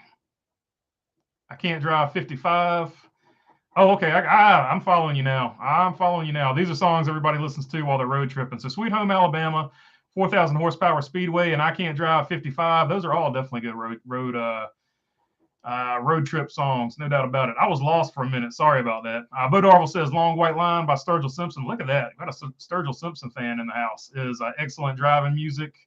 No doubt about that. Speedway Anywhere must be from the land of the Frozen Chosen. I like that, the Frozen Chosen. Yeah, no doubt about it. Chrome Diesel, I personally miss the many different beer sponsors like the Silver Bullet, the Blue Deuce. Now we see Bush and a few vodka sponsors for a few races, says Chrome Diesel. I agree, man. That was like the really cool thing back in the day, back when you had the gold Miller car. You would have the silver Coors car. Even Bill Elliott with the red Coors car. Like there have been some cool Coors sponsorships. Miller Genuine Draft before it went to the Blue Deuce of Miller Lite. I like the black and yellow Miller Genuine Draft car. And then of course all the Bud cars were iconic. The Busch cars were iconic. At one point there was Busch and Bud in the same series. But now basically it's only 2 beer companies, so you're only going to have 2. Period. Like Coors Miller has bought out everything, and then InBev, which is Budweiser, has bought out everything on the other side. So there's really only 2 beer companies. So at the most, we would only get 2 beer companies sponsoring things, and that's what it's come down to. And Keystone, which is the Miller product that they're putting on race cars now, Keystone, you only see them 1 race a year. So it's definitely different. Chrome Diesel, I personally, oh yeah, sorry, I just read that one. Can you run out of gas anymore on road courses in NASCAR, says Molten Rage? Yeah, so with the way they're doing it now with stages, it's going to be hard to. So hopefully they go through with what they were thinking about earlier in the season and get rid of stages at road courses. So eventually we will see, or at least the cautions for stages at road courses. So eventually we will see some more strategy at a road course. Paul Menard's grandpa, but Menard's has sponsored a lot of racing and racing in different states. Eau Claire, Wisconsin based company. Menard's has been a massive motorsport supporter for a long time. So I don't think anybody actually had any real hard feelings for Paul Menard. At least I never saw any like bad stuff written about him back in the day. Car Dude says, Colorado Car Dude says, I saw today on Autoblog, ironically, that 18 years the copyright is over. So hopefully the copyright's over. When was the newest movie they made? 05, 03, somewhere in there maybe.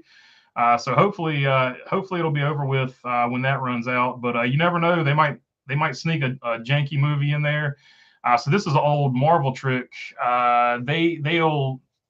If you remember all those trash Spider-Man movies, and some of them you didn't even see, they even did this. Fox did it with the Fantastic Four.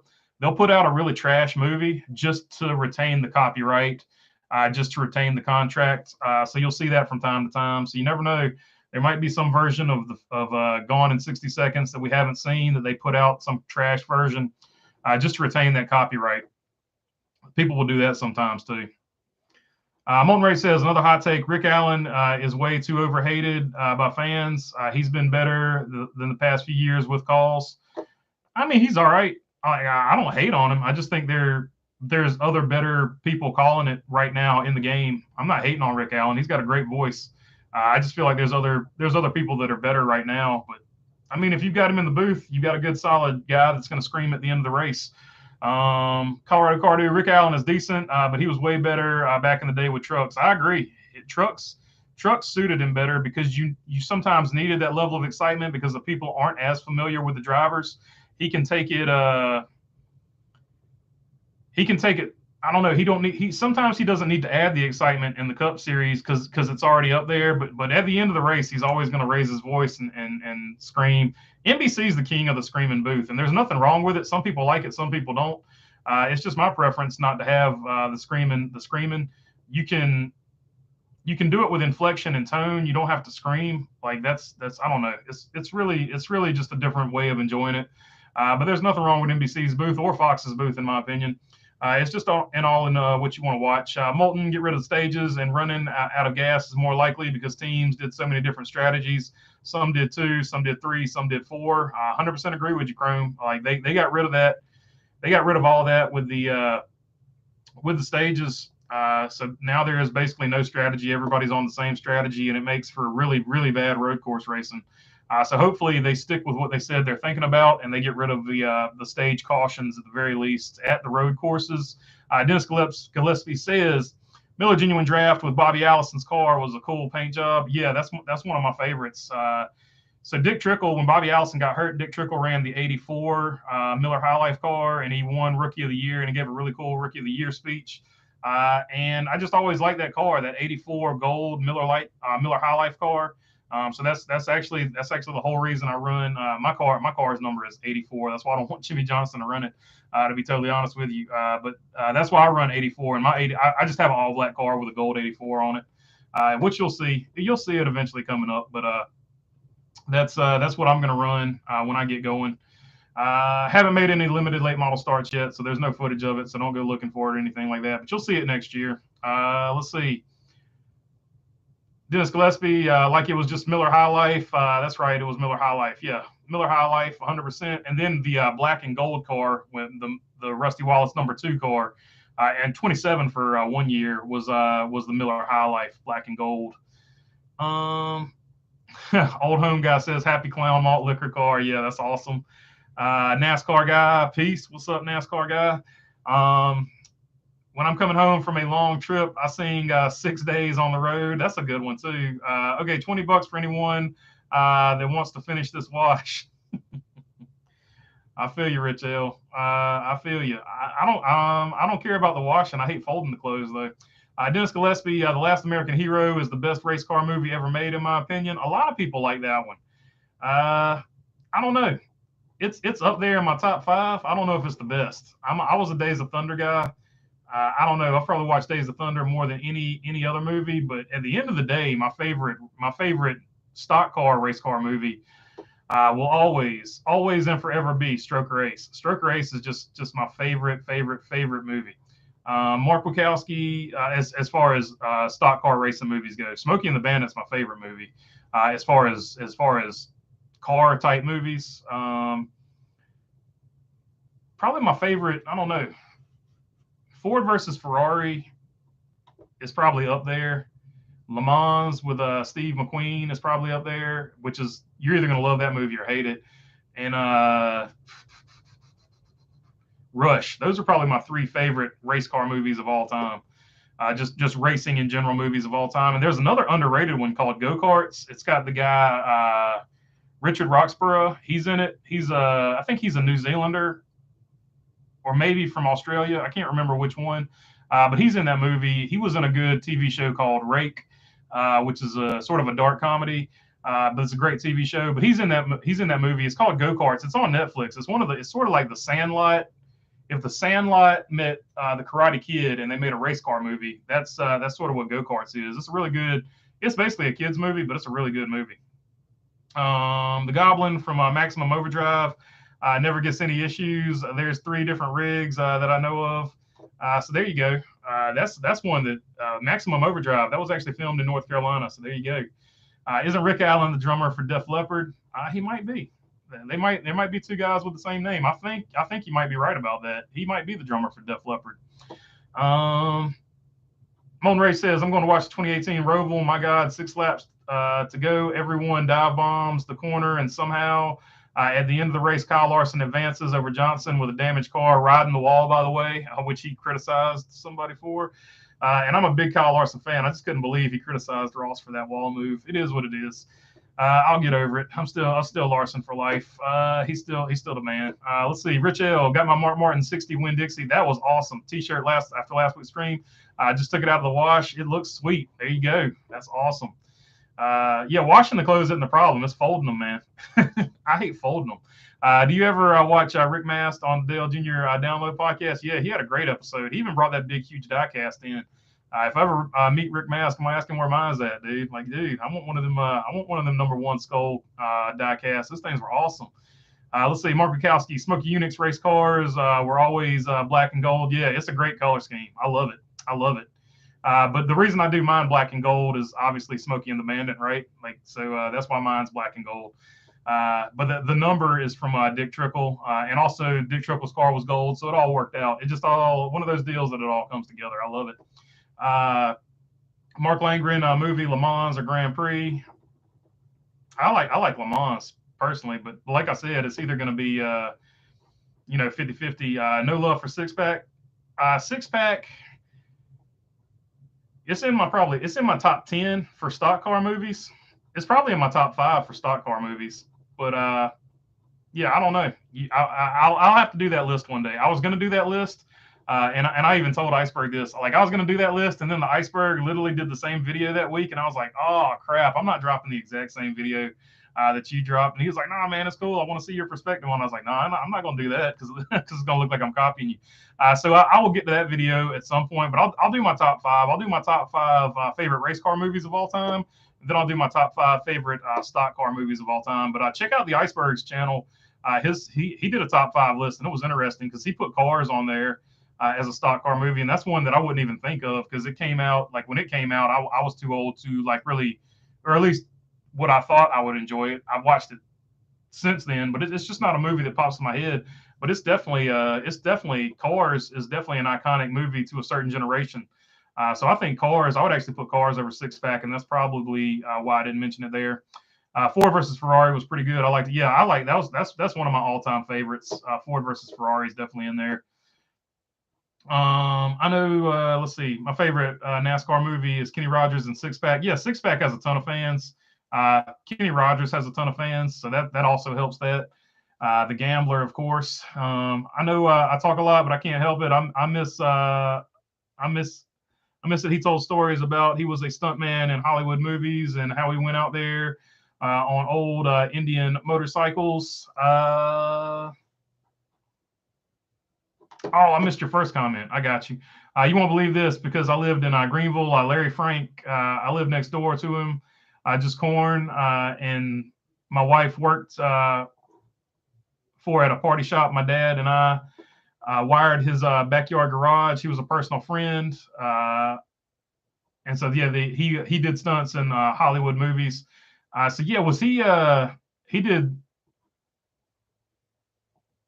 He was in something because he was friends with I think he was in Smokey and the Bandit because he was friends with Hal Needham, if I'm not mistaken. Let me know if I'm right about that. I think he was actually in Smokey and the Bandit. Wasn't he one of the stuntmen in Smokey and the Bandit? Because I know they had a ton. I'm pretty sure he was friends with Hal Needham. I've heard that name before. I just can't place where it's at. Speedway Anywhere says Six Pack. So we're getting a lot of votes for Six Pack. So that's actually, let's see how many options I can get here. Here we go. We can start this poll. Fave race stock car. We'll go stock car. All right, so we'll go Six Pack.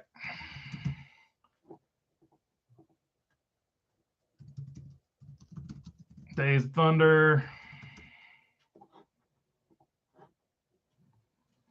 Let's see. What's another one we can do in there? You want to do Cars? I think this is the last one. They won't let me have so many. Let's see. Days of Thunder. Stroker Race. Yep, they won't let me get 4. So this is the only 4 we got. So there you go. What is your favorite stock car, race car movie? After this one, we can do like a favorite race car movie of all time. Grease Lightning, I just actually recently watched. I just saw that comment. It popped up. This is the next one I saw. Old Home Guy. Yeah, Grease Lightning with the Wendell Scott movie. Not to be confused with Grease Lightning. This is Greased Lightning with Richard Pryor. This is about Wendell Scott's life, and that's really a good one too. I've forgotten about that one. I didn't even know it existed, and I just recently saw it.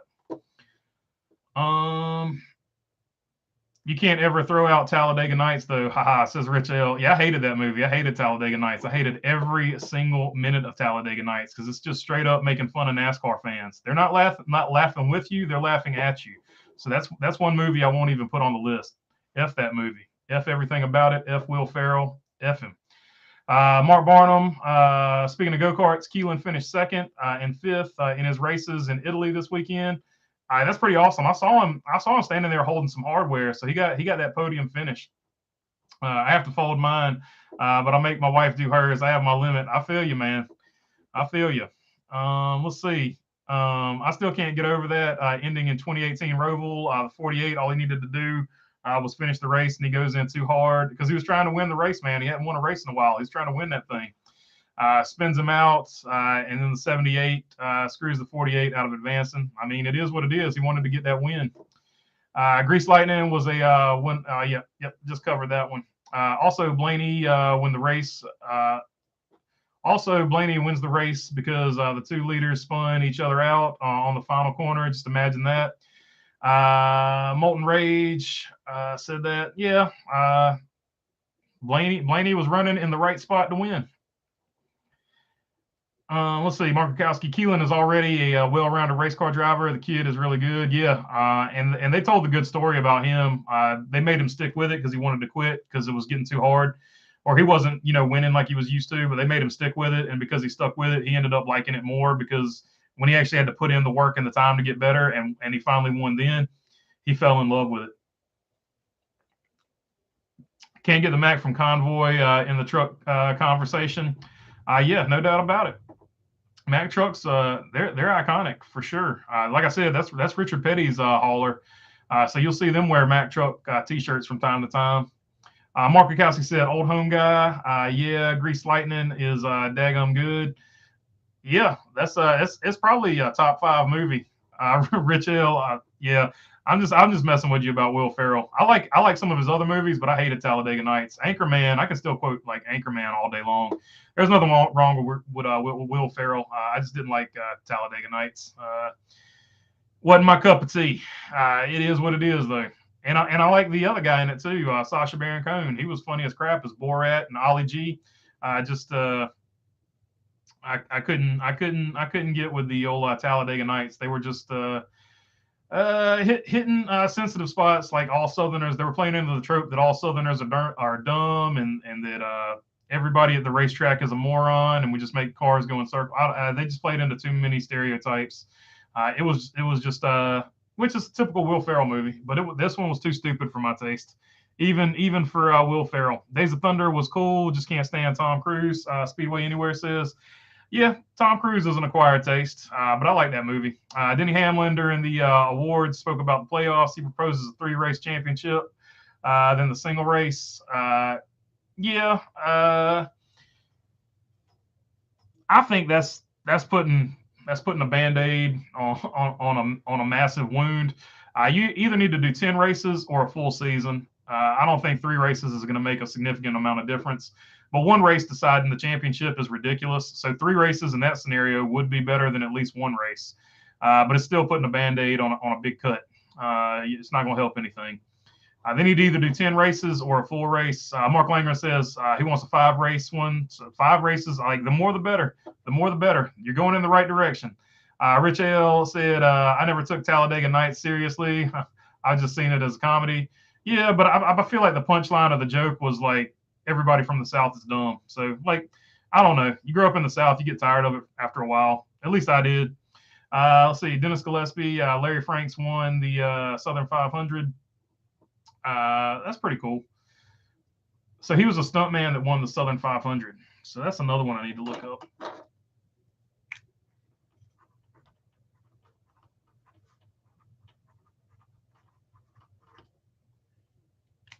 There we go. That's why I've heard his name. I thought he was like I watched a lot of behind the scenes back in the day when they had DVDs and they would play like the extra stuff after the movie quit. So I thought that's where I recognized his name from. But I think I recognize his name from like that's probably where I recognize it from is actually the Southern 500. He won that. Looking at stats, I'm cornered for one thing. Cole Custer's Xfinity, that super speedways. Custer's never been good on super speedway racing. That concerns me severely for next year. I wouldn't worry about it, dude.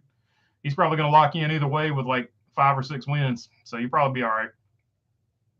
Rich Hill, let me try that again. I've never watched Days of Thunder because my wife was gaga over Tom Cruise back in his first Top Gun movie. It took me 20 plus years to start watching him again. I feel you, man.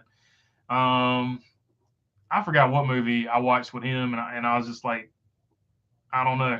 It might have been Far and Away. Far and Away, I was just like, I think because I was young and that movie was so long, I was just like, I get tired of seeing him. Logan Lucky movie says Old Home Guy. That's a sneaky race car movie. That one's really good. There's not a lot of racing in it, but it centers around a race. So I do consider it a racing movie. Just like Die Hard is not a Christmas movie, it is the Christmas movie. So 100% Logan Lucky is up there. And there's so many cameos in that one too. So that's a sneaky good one. That's a good one, Old Home Guy. I like that one too. Maybe I'll watch the movie over the weekend, Days of Thunder, that is. So cool fact about like Phoenix, as you're walking by, one of the TV screens would always have on either Days of Thunder or Stroker Ace. So that was pretty cool when I was walking through Phoenix. They always had one or the other movie on as you're walking through the pavilion or whatever you want to call it at the actual racetrack underneath the stands. Maybe I'll, let's see, Rich Hill. I don't expect the racing to be grounded in any sort of reality, says Bo Darville. Yeah, that's a fair point. At one point, he passes like 16 cars in like one lap, I want to say. And also the cutaway scenes to show the action, they don't cut away to the actual, like half the time, they don't cut away to the actual Days of Thunder cars. They just cut away to old races that were already like pre-taped or whatever. So there's something to be said for the action scene cutaways. But the movie itself is not bad. It's one of my favorites. So should I not watch it at all then? But no, it's worth watching. It's worth watching. Any new diecast purchases? NASCAR guy says, I don't have any new purchases, but I got one coming in that I ordered a long time ago. I'm finally getting the Kurt Busch number 45 Jordan car when he won the black and silver one. So that one will be coming in pretty soon. Mark Barn, I'm Rich. I used to do deliveries in Telluride, Colorado, and all the locals hated Cruz because he drove around in a full ski mask, so people didn't stop him. That's funny. So he is not a man of the people, is what Mark Barnum is telling us. I am so shocked that Tom Cruise is not a man of the people. I didn't see that coming. Yeah, he seems like he's just not like he's not one of those dudes that's just going to come up and like talk to you and be a cool dude about it. But it is what it is. He's super famous. Maybe it got just to be where he couldn't go out in public. But that definitely comes across as super douchey. Let's see, Bo Darvel. It's okay. Just the racing action is a little ridiculous. That's a fact, Bo Darvel. Like the racing stuff is definitely 100%. Chrome Diesel says, I like what Slap proposed on his playoff video. I tallied using his proposed system for the past 2 seasons. Yeah, his system's great. We actually went over that. I think you were the one that mentioned to me to do that. I went over that one of the live streams here. Yeah, his system is pretty good. He gives a few more bonus points than I would give, but overall, it's pretty much dead on the money. Like fastest lap in qualifying, I wouldn't give points for that, but he does. But so even if you do, that's it's negligible points, but it's neither here nor there. His system's basically as close to perfect as you can get it. So his system's solid. I like it. Mark, that sounds about right. LOL, says Rich L. Yeah, the action scenes are a little out of control. Thunder Road, Dennis Gillespie says, is that Mad Max Thunder Road, or is that a different Thunder Road? I don't think I've seen Thunder Road. Is that the one with Jeff Bridges? Thunder Road with Jeff Bridges, maybe? Old home guy, Elvis Presley movie Speedway. Elvis Presley's got 2 racing movies, and I've got them in my living room. I don't want to run away that long to go grab them, but he does have 2 racing movies. One Speedway, and in Speedway, the stunt drivers are like Richard Petty and basically all the drivers of the era. So if you fast forward to the very end of that movie, if you don't watch any part of that movie at all, just watch the credits at the end, and it shows all the drivers that were in that movie as actual characters and stunt drivers. So that's pretty cool. And the stunts in that movie are ridiculous. I can't believe they tore up so many cars back then, dude. And they really had to tear them up. There was no CGI or anything like that. That Elvis Presley movie, while not the greatest movie you will ever see by any means, it has its moments. Rich L says, Roger that, BB. Redline 7000. I haven't seen that one yet. Old home guys, the James Caan movie. So I need to, let's see, Redline 7000. Haven't seen that one. Never even heard of it. I like James Caan, though. Let's see. Did James Caan just pass? Am I imagining that? Is James Caan still with us? I know Scott Caan was in Hawaii 5-0 for all of its seasons, and he was also one of the wide receivers in that football movie that MTV made. But I feel like James Caan just recently left us, if I'm not mistaken, which sucks. I liked old James Caan. Bo Darvel says it's worth the watch. Best thing to come out of Days of Thunder was Bobby Hamilton starting his successful career. No doubt about that. That's one of the great things about that movie. Rich L says, Bo, if it looks like it's going nowhere, I'll just flip it off. Thanks for the heads up. It's worth the watch. Yeah, it's definitely a good one. Grease Lightning is a good movie, too. Turbo 14, jumping in with that. Yeah, we just talked about it. And just to be clear, once again, for if anybody didn't hear it earlier, it's Grease Lightning with the ED, because Grease Lightning without the D, that is like a musical. Still, you know, I mean, if you like musicals, that's a good movie. A lot of girls like that one. But Grease Lightning is the story of Wendell Scott, played by Richard Pryor. Super good movie. Check it out if you haven't seen it. I hadn't heard about it until probably this year, and I just recently watched it myself. Cruz played a good Reacher, but the guy who does the series Reacher definitely, which is put Tom in the dust. And I think that guy that does Reacher in that series, he was from Blue Mountain State. If I'm not mistaken. Yeah, the TV series Reacher are definitely good. And I think that's on Amazon or Netflix. It's on one of those two. JC Hayes says, hey, gang, what's up? The Big Wheel with Mickey Rooney, made in the 1930s, is another one. There you go. Dennis Gillespie dropping some knowledge there. The Big Wheel, another good racing movie. Let's see. Mark Bukowski, Larry Frank won the Darlington race, lapped the whole field, and had 2 blown tires when he crossed the finish line. Race car number 66, only time number 66 has won a cup race. There you go. Look at those facts right there. That's awesome, dude. I need to look up old Larry Frank. Like I recognized his name, but I didn't know the full story behind it. Let's see. Thunder Ride is another road made into the 50s. I believe Jeff Bridges is the last American hero. Yeah, you might be right about that. So Dennis, I will check out Thunder Road. Let's see. Chrome Diesel or Thunder Ride, given bonus points for fastest laps, makes qualifying meaning despite for charter teams and the entry of less than 40 car counts. That's true. Thunder Road, Robert Mitchum. There we go.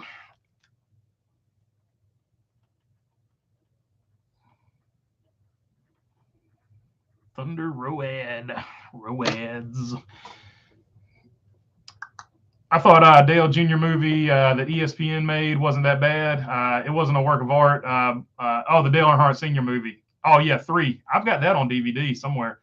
Yeah, it got a lot of hate. It wasn't, historically accurate completely perfectly, but I thought the actors did a good job on it. The writers sort of rushed it. They didn't get their facts straight. But overall, I felt it was a good movie. J.K. Simmons plays Dale Earnhardt's dad. He did a good job in that role.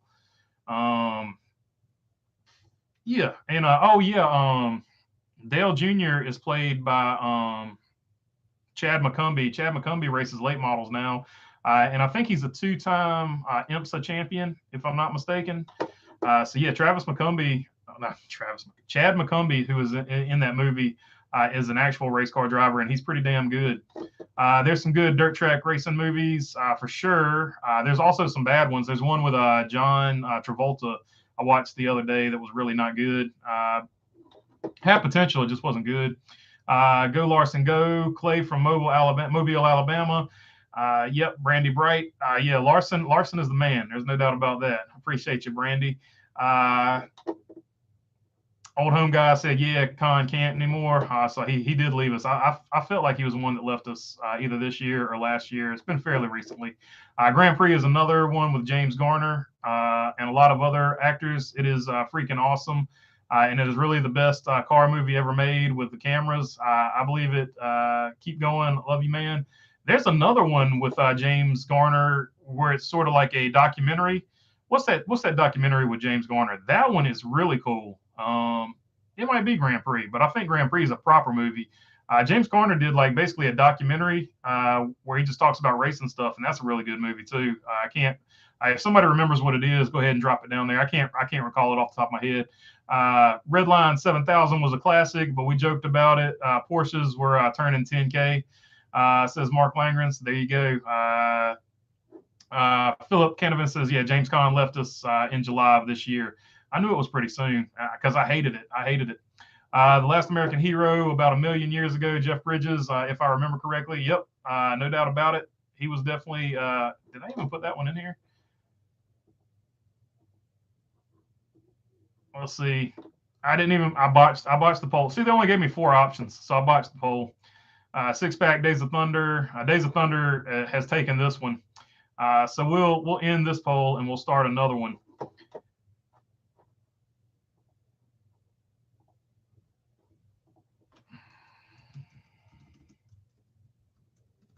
Better movie.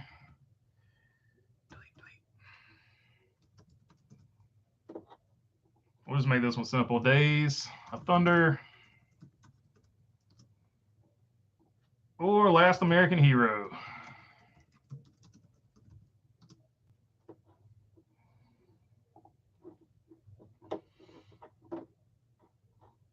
Stroke Race with a strong 20% there. So I'm happy about that, even though it finished third. Stroke Race behind Six Pack. Days of Thunder over top of everybody with a strong 51% there. So no doubt about it. The documentary was about his Lola T70 endurance racing team and his F5000 and Can-Am team, says Mark Langren. Yeah, that's the exact movie. I just can't think of what the name of it was called, but that movie is awesome. That is James Garner just being as real as he can be, and you can see the moments in there where he's stubborn. He had a bad reputation in Hollywood as being difficult to work with, and you can see some moments in there where he's like that. But I feel like a lot of people in Hollywood are just soft too, so they didn't know how to take him. But old James Garner, that was a great movie he made there. I added, I must complete 90% of the distance to collect points or prize money. Yeah, that's definitely, I like that addition, Mark Langren, for sure. Let's see. Turbo 14 says Larry Frank is a character. He has done some interviews. You can watch it here on YouTube. That's awesome. Yeah, I've got his name written down. I'm going to check him out. Robert Mitchum sang the hit song Thunder Road 2 as well. Let's see. Mark Langer says, I added, yeah, I just read that one. James Garner and Grand Prix. Yeah, Grand Prix was definitely a good one. Red Farmer is in the hospital with double pneumonia. Yeah, hopefully he pulls out of that. He's had a rough go of it here recently. We'll be praying for Red, Mark Wachowski, no doubt about that. Rich Hill said he played in the Titans too, BB. He was Hawk. Dude is a beast, no doubt about it. He drives a 57 Ford, says Stephen D'Amelio Jr. The documentary is about the racing movie Grand Prix. Chrome Diesel says for 2021, when I tallied using slap system, Larson edged out Hamlin by just 8 points. Larson had led the most laps and won the race. In order to win the title, sure, they could have raced differently. Yeah. Like you can throw all that kind of speculation in there too, but I do the same thing. I like to tally it up and see who would have won under different point systems myself, Chrome Diesel. Yeah, I get exactly what you're saying. Like if they had known the situation, they might have raced differently and all that good stuff. But yeah, I do the same thing. I always go back in the past and see who would have won under the old system and this, that, and the other thing. I love to do that too. It's one of my favorite things to do.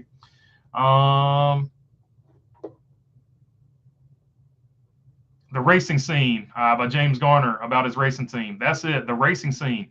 If you haven't seen The Racing Scene, that is like the best. Like it's not the best, but it's one of my favorite movies. 1969. Good year, by the way, by James. Nice. The 1969. Nice. The Racing Scene by James Garner. That's a great movie. You guys definitely, if you haven't seen that, check that one out. Stephen D'Amelio Jr. says The Last American Hero by far.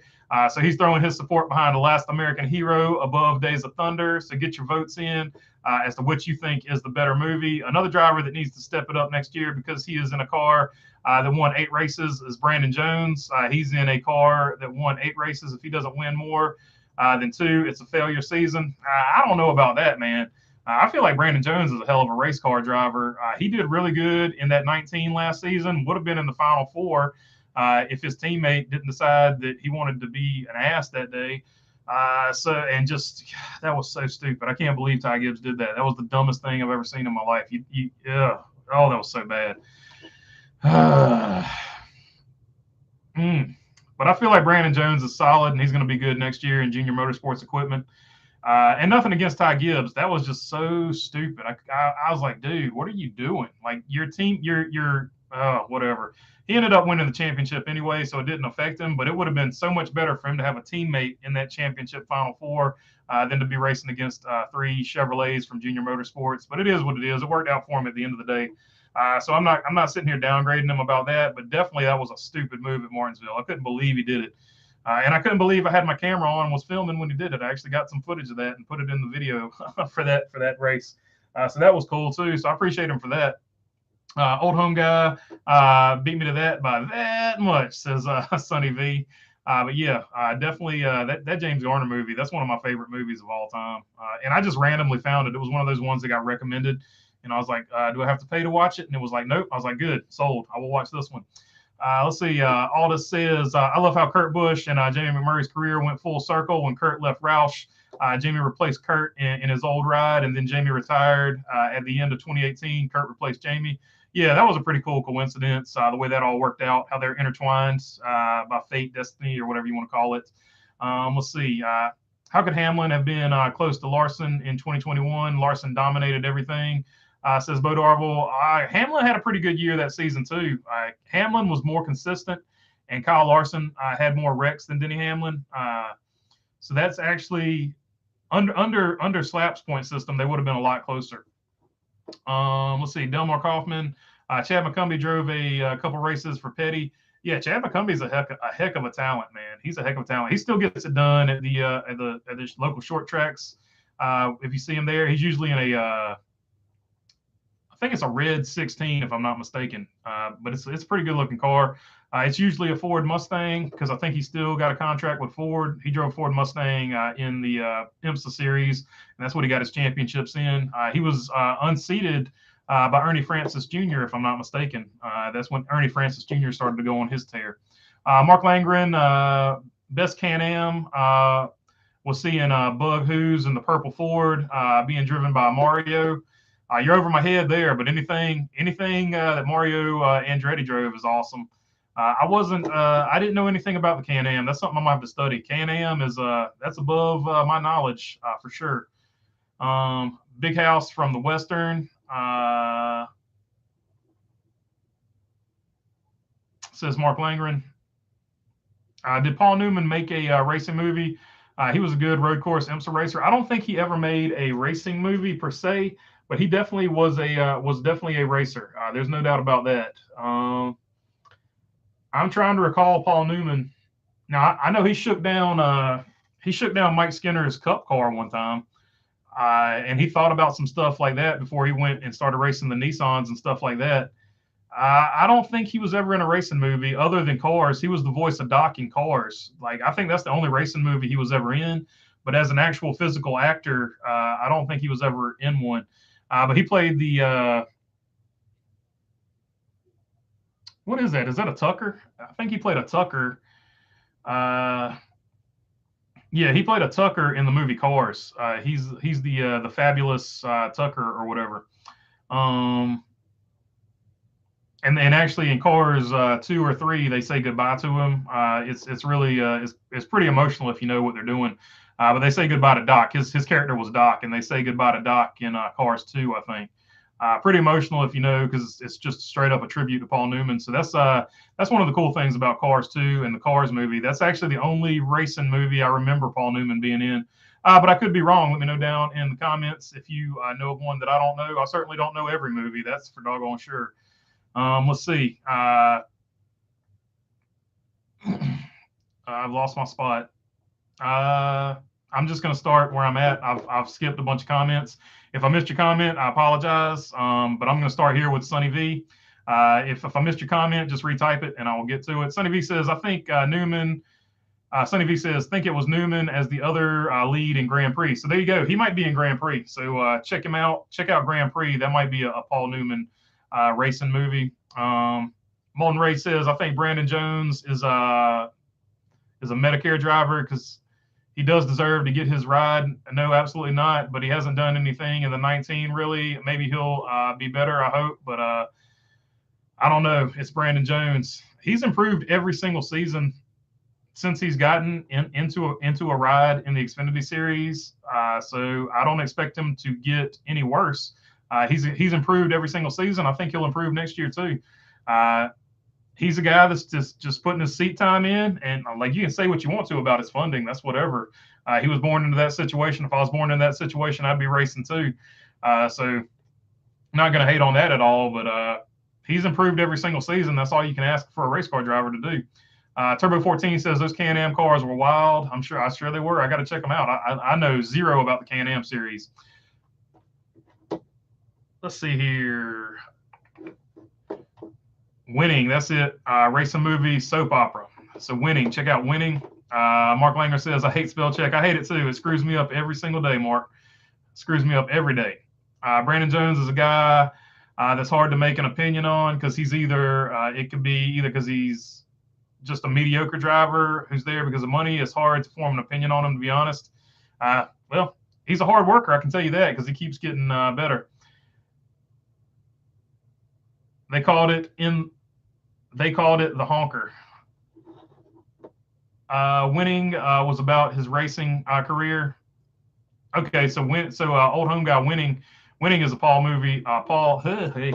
Winning is a Paul Newman movie about his racing career. Hudson Hornet. There we go. I knew it was something. The fabulous Hudson Hornet. I got Tucker stuck in my head because there's a Tucker movie that Netflix keeps trying to force me to watch, and I don't want to watch it. Turbo 14 Hudson. Thank you. So stuck. Appreciate the help. Hudson Hornet. Yep, for sure. Everybody under 30 is going to razz me on that because they're Cars experts. Cars the movie experts. There's a documentary on his SCCA Amateur and Trans Am series. Mark Langren. I think that's the one they're referring to as winning. Hamlin's average finish in 2021 was 8.4, while Larson's was 9.1. Larson basically won the Winston points because of finishing first a lot, says Chrome Diesel. Philip Canavan says, I saw an interview of Mario Andretti, and he talked about his times in NASCAR when he won the Daytona 500, was using Dave Parsons' motor to prove a point that he was not getting the same motor. That's pretty interesting. That's pretty interesting. You see a lot of that. You see a lot of that as the money gets bigger. Guys feel like they're not getting the same stuff, and sometimes they'll go to extremes to do it. Brandon Jones and Riley Herbst are similar. I don't think they're similar. I see Brandon Jones getting better and better. I feel like Riley Herbst has sort of peaked out. He's sort of topped off. I see him keep having the same seasons where he's super consistent, but he doesn't get a bunch of wins. But he might just be one of those guys that needs to break through and get a win. And once he gets that first win, the others will follow. But I see Brandon Jones as a much better driver right now. The fabulous Hudson Hornet, says Stephen D'Amelio, no doubt about it. Thoughts on Thad Moffitt driving in Trans Am? Any seat time is good seat time. Delmark Hoffman, hopefully he does good over there. And that's all I can say about that. Like he just needs to find his mojo and get it going somewhere. He's tried a lot of stuff, so as long as you're chasing your dream, I'm not gonna hate on it. So go for it. I hope he does well. I'm biased because I'm a petty man, so I'm pulling for the dude. That's all I can say. Aldous says, I would love ESPN, ABC, CBS, and TBS to replace Fox, NBC with streaming coverage on Netflix, YouTube, ESPN Plus, and Paramount Plus. I think you just need one of those streaming services and make it consistent so you don't have to go to a different streaming service for one half of the year to the other. I think that's the big thing. That's what I'm saying about a streaming service. Just pick one, and it has all the races on it for your streaming package, and then, whatever combination of whatever you want up here. It really doesn't bother me if it's ESPN, ABC, CBS, TBS, Fox, or NBC. I feel like they're all going to do pretty much the exact same job. It's just going to be something they use to fill the gap between football season. And then when football season starts, they'll trash it and they'll give all the attention to football. So I feel like that's just the life that NASCAR is going to live right now. And I'm okay with NASCAR ending the season right as football season starting. I would be okay with that too, because right now they just get treated like a redheaded stepchild as soon as football season starts, and it's going to be the same with whoever they sign with. Dennis Gillespie says, this is so cool. The Mario swap tape that was on the motors to which one went into which car. They were supposed to go with the one he knew he was being screwed. Yeah, a driver always knows, man. A driver always knows. Bo Darville says, sounds like 2021 would have been another awesome championship battle if we had a real point system. 100%, Bo Darville. And it would have been real drama. It wouldn't have been manufactured, and it would have been so much more memorable. So much more memorable. Mark Wachowski says, Roger Penske had a Can-Am Chevy Chaparrals driven by Mark Donahue. I think I remember the paint jobs. I just haven't seen the actual racing. I'll have to check it out on YouTube. I'm sure they got it somewhere. In F1 points and IndyCar points, Kyle Larson would already run away with the title with a huge point lead in that 2021 season, no doubt about it. Mario drove the honker in the Can-Am series, Ford powered, developed by a motor developed by Dan Gurney. That's pretty cool. That's pretty cool. I wonder if that was at the Shelby Speed Shop where that came from, or was that a Holben Moody? I wonder who Dan Gurney worked with to build that. That'd be interesting. I wonder if he got like people from either the. I'm feeling like he probably worked with Holman Moody to get the engines there. If I'm just guessing, let me know down below. I think Junior needs to take his all-star car that drives and put Kenseth in it for a few Xfinity races next year. That would be pretty cool. And they're friends, so I wouldn't that wouldn't be out of the question, I don't think. The documentary was on Paul Newman called Winning. Mark Langren is saying here. So check that one out. Chrome Diesel, did you see the Trans Am TA2 finale at COTA that happened last month? I did not. I did not follow Trans Am. I like road course racing, but I have not followed the Trans Ams, to be totally honest with you. The last time I followed Trans Am was when they had the yellow Windex. I think Willie T. Ribbs was still racing. They had the yellow Windex Camaro and something else. The other one was like a Hot Wheels Camaro, but they were on the same team. And then you had the Roush Fords. That's probably the last time I followed Trans Am. I see Herbst going bye-bye in 2024 if he doesn't have a better year this year, says Mark Barnum. I don't know, man. He brings in so much money. Unless Monster drops him, because he's got terrible Herbst behind him, and I feel like Monster is backing him just because of that, because Monster probably sells a lot of drinks at terrible Herbst truck stops. So it's hard to say. T-Van says we need Speed Channel back. Man, I watched a race the other day. I actually watched that Charlotte race because I'd never seen it before, the Charlotte race that I did the lost footage from. I'd actually never seen that race on TV, and they did it on Speed. Speed Channel did such a good job with it. Sonny V says, remember the Chevy Chaparral that had a giant wing that could be feathered? So dang cool. They also had the, wasn't it a Chaparral that had the fans on the bottom that sucked the car down? They had like 4 big fans on the bottom that created downforce using the fans on the bottom of the car. I think that was a Chaparral. Molten Rage says, remember when racing, Penske started with Lola's number 6 and 16 with Donahue and Fulmer as drivers. I remember Mark Donahue. I'm not familiar with Fulmer. Molten Rage says, I remember when racing was based off of talent, not based off of who can bring the most money. Well, times change for the worst, where someone could be talentless and still get rides. I hate it. I'm gonna be honest with you, Molten. It's always been like that. I just feel like there's more rich people interested in it now. To be totally honest with you, racing was basically started by rich people.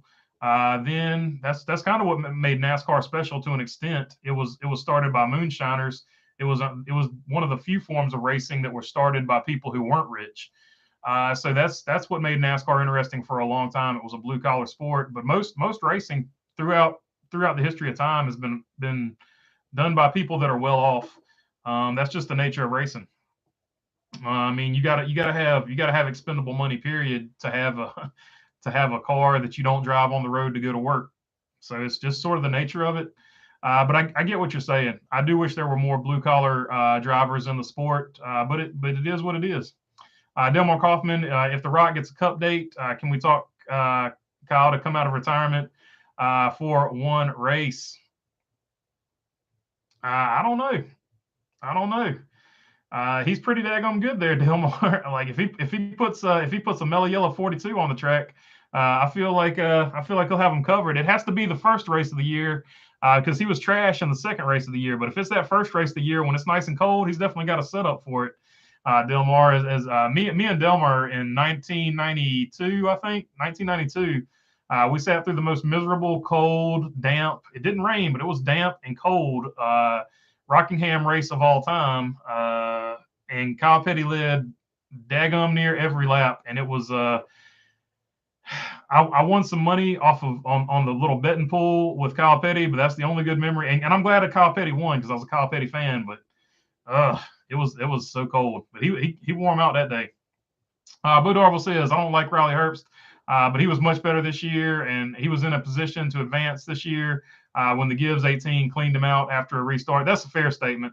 And that's the thing. Like, he doesn't win races, but he's always competing to be into the playoffs. So I'm not going to sit here and take anything away from him. He makes the playoffs, but I just feel like Brandon Jones is a step above him as far as talent. But Riley Herbst isn't terrible at all, and he brings plenty of sponsor money too. So I don't see him going anywhere. Chrome Diesel says the Trans Am finale had a tiebreaker points finish. Merrill had to win in order to win the title. That's pretty cool. Like, anytime you get a tiebreaker in motorsports racing for points, that's a heck of a year that you'll always remember. just like what was it, Tony Stewart and Carl Edwards in the BS year when they threw the caution or whatever. But it's still memorable just because it was such a crazy close finish. They actually tied, and it went to a tiebreaker for Tony Stewart in that situation. Mark Langren, the sucker car used snowmobile motors for fans, but you didn't want to be behind it. It was a chaparral, no doubt about it. Probably a lot of dirty air, no doubt about that. Blue collar, go vintage sports car racing, says Mark Langren. Yeah, for sure. Twin Turbo 14 says 2J, 2JZ. Are we talking about a Toyota motor here? 2J. I don't know. I don't know what we're talking about there. Let's see. Landon Castle, I'm getting the idea he's going to miss the playoffs again. I like the guy, but I don't think he's a playoff contender anymore. He disappointed me this year in colleague equipment. He had a bad year. I still think he's a fair driver. We'll just have to see what he does this year. Love the old Moonshiner movies. I think Robert Mitchum made one, says Mark Barnum. I'll have to check those out. Aldous says, BB, we need to have this oval qualifying format, 2 50-lap heat races. I agree with heat races. Heat race 1 gets the odd starting position. Heat race 2 gets the even starting position. I agree with you. Heat races are going to be way better than any other qualifying, and it's going to be way better than any type of stage racing. And heat races are just going to be way better. If you remember the LA race that they had at the Coliseum, the heat races were better than the actual race. So sometimes you'll get a show just with the heat races themselves. And anybody that watches dirt, you know, heat races are always just as intense or sometimes more intense than the actual show. Sometimes. Mark Wachowski, even if you can build your own race car, it's expensive. Money has always been the struggle. Yeah, I'm going to be totally honest with you. You're better off now buying a used race car than building one yourself. The way materials and time and the way if you factor all that in, if you just save your money and buy a used race car, you're coming out better. You're coming out better than building your own. I love the old racing movie with Kenny Rogers, Six Pack. Yeah, Six Pack was a good one, T-Van.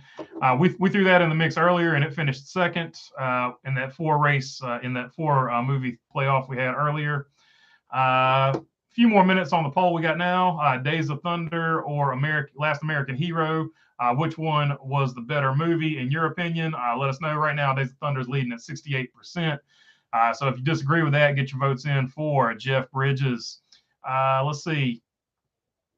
Aldous says bottom 5 at each heat has a last chance qualifier. Top 5 at the end of each last chance qualifier make the main race. Last chance qualifier is where you're going to tear up all your stuff. You're going to tear up all the equipment, no matter what race it is. The last chance qualifier, you always tear up the most stuff. What about the BS race win for Kyle Busch when he won against amateurs? I don't know. That's been a lot. That's been a lot of it. Trucks, Xfinity, but he's racing, man, and he's bringing eyes to those drivers, and those drivers are getting to race against Kyle Busch. So I don't know. I've never had a problem with drivers going down and racing a level. I saw Six Pack at the drive-in. Oh, that's awesome. I remember drive-ins. There's still a few around. Landon Castle needs to improve, or guys like Kaz Gralla, Daniel Hemrick, Jeffrey Earnhardt, Jeremy Clements, Ryan Sieg, and Brett Moffitt will be on his bumper come like Bristol night race. He's got to step it up. Yeah, I mean, this is the first time he's ever been in good equipment, so he had to adjust to that. It's funny that when you're in bad equipment, you can just slam it to the floor, rag it out. When you're in good equipment, you actually have to drive it on a razor thin edge. So it's a totally different driving style. So he had to get used to that. Turbo 14 is giving you a thumbs up, Mark. Gurney was Shelby America in the GT40. NASCAR was Wood Brothers. Holman Moody, Strop Motorsports, and Petty Enterprises in 42 and 79, and one race with Osterlin, old Rod Osterlin Racing. Aldous Carosa, it sucks that Trevor Bayne doesn't have a ride at JGR. He did pretty decent at JGR this season.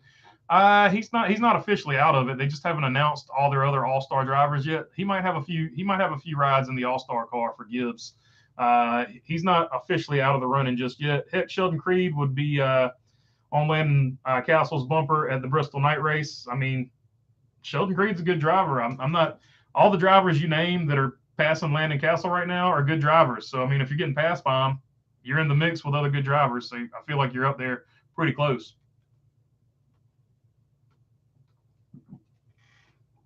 Mark Wachowski says, always buy a used race car or hot rod or motorcycle.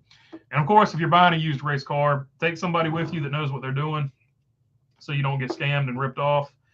Unfortunately, motorsports is just one of those deals where people will sell you some junk for premium money. So if you don't know what you're doing, take somebody with you that does know what they're doing so you don't get ripped off. Same thing with a motorcycle. Yada, yada, yada. I'm not telling you guys anything you don't know. Does everyone know about how the GT40 got its name? Says Old Home Guy. I don't. I did know at one time, I think. But feel free to let us know.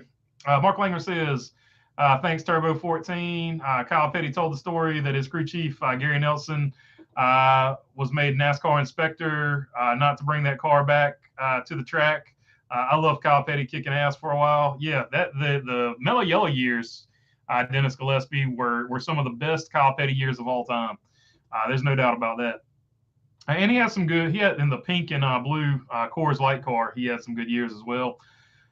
Let's see. Mark Langer says, I got to see Can-Am races at Road America and Donnybrook. That's pretty cool. I've never even heard of Donnybrook. So that's really cool. Let's see.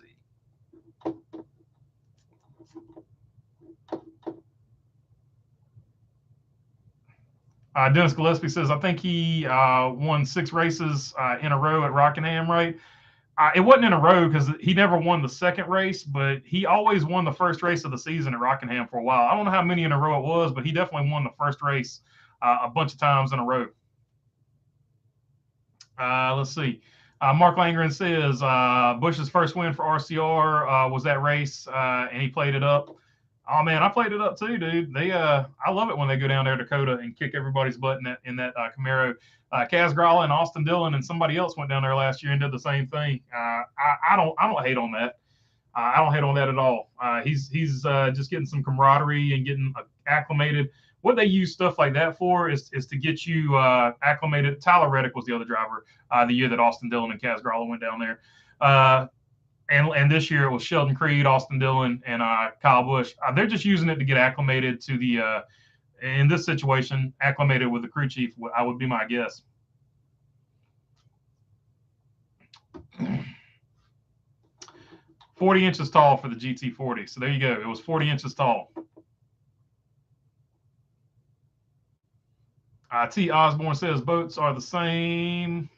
Let's see. The Last American Hero was based on True Facts. Days of Thunder was a bunch of fabrication, says Stephen D'Amelio. Actually, Days of Thunder is a hodgepodge of a bunch of different racing stories. So yeah, and Last American Hero was definitely based on a true story as well. But Days of Thunder is based on a bunch of different stories. So it's not complete fabrication. The only thing that's fabricated in Days of Thunder is the love story. And they just use the love story to weave something throughout so they can tell all of those other individual stories in that particular fashion, which is what you do when you have a collection of short stories. You have to have something you weave through it from a storytelling perspective to hold it all together, because you just can't have like, I don't know, 6 or 7 or 8 short stories that don't have anything to hold them together to make a full movie. So that's why they added the love story to it. Let the air out of the tires, 39 inches, says Mark Wachowski. Yeah, no doubt. You got to let the air out. You don't let the air out, tires are going to pop because they're going to have too much air in them. Which is funny, because there's always people like, oh, they always let the tires down, and the reason the tires mess up is because they go below Goodyear's estimated limit of what you're supposed to go below. It's like, yeah, well, if you stayed at Goodyear's estimated limit of what you're not supposed to go below, the tires would get too hard and they would blow out anyway. So it's a bunch of bullcrap. It is what it is. I forget who I was always arguing about on here with that, but I was just like, whatever, dude. You've got to air down the tires or they will get too hot.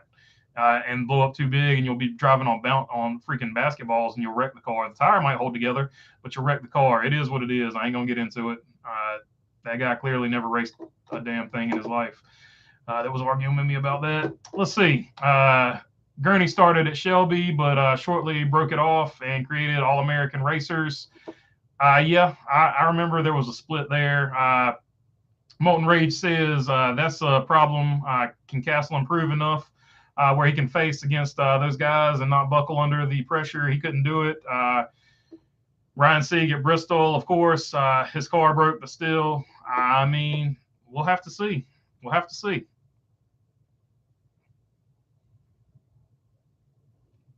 Moon Ray says Ford versus Ferrari was fantastic. Yeah, no doubt about it. Sonny V says, was Ford versus Ferrari any good? Figured that would be too Hollywood, so I passed on it. Oh, Sonny V, Ford versus Ferrari is actually really good. I had no complaints about that movie. I thought they did a great job with it. Here's my format for Daytona Speed Weeks. First Sunday of February, the Clash, stadiums, Daytona backstretch, dirt tracks, street courses, cities near Daytona Beach, 6 p.m. Eastern time. So there you go. Aldis Carroza bringing Speed Weeks back, which I do wish they would bring Speed Weeks back. It's just Speed Week now, and that's kind of lame. Donnybrook is now called Brainerd International Raceway, says Mark Langren. So there you go. I'll have to check that one out. Kyle Petty is good as long as he can. I wasn't driving for his old man, says Philip Canavan. Yeah, I think they had resources stretched too far when they were trying to do two cars back in that day. And they'll even tell you as much. Jeffrey Earnhardt's ride, is it a good team, says Old Home Guy. They're decent. They're sort of a mid-tier team, but he should be able to get some decent results from time to time with them, from what I've seen. Let's see here. Second week of February would be Daytona, the Duels, Twin 125s, President's Day weekend, and then the Daytona 500 as a night race. It's starting at 6 p.m. So, yeah, I would like a night race for Daytona. For the 500. I think that would be better as well. The Clash should be back in Daytona, either a 20-lap sprint or the previous season's pole winners do a short track on the backstretch. Yeah, I'm a big fan of the Clash being at Daytona, but what they're doing with the Clash is trying to grow the sport. So I'm not going to sit here and cry about it. At the end of the day, it's not even a points race, so whatever, they can do what they want with it. But they definitely need, it wouldn't hurt them at all to have a second Clash at Daytona because you're already there. It is what it is.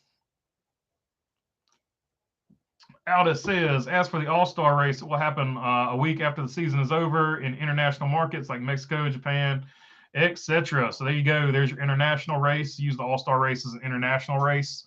NASCAR has said they want to do that, so that would be an option for that.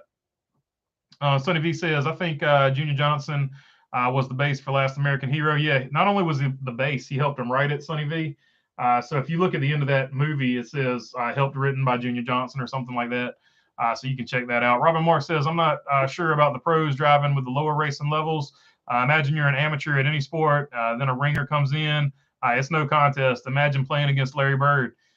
Here's my counter to that, Robin Marks, and I'm not disagreeing with you that they have a huge advantage. My counter to that is I would be like, hey, guess who I played against? I played against Larry Bird. So you get to see how you stacked up against Larry Bird. Obviously, he's going to beat you, but at least you get to see. Mark Langren, and you're not going to get any better if you don't go up against superior competition. So there's good and bad about it. That's why you use nitrogen. Yeah, we use nitrogen. We got a big nitrogen tank. No doubt about it. It keeps it from air gets hotter than nitrogen. Nitrogen's way more consistent. Yada yada blah blah blah. Aaron Flynn says, thanks, brother. See you next time. All right, good. Thanks for hanging out, Aaron. Mark Langren gave the thumbs up to Robin Marks. Bo Darble says, mid 2000s Martinsville races. They started with left sides. So this poll has, I'm just going to end this one. So we'll start one last poll and then we'll hop off here in probably about 10 or 15 minutes. So vote on this one. We'll just say, should Cup drivers bushwhack? We'll just make it easy.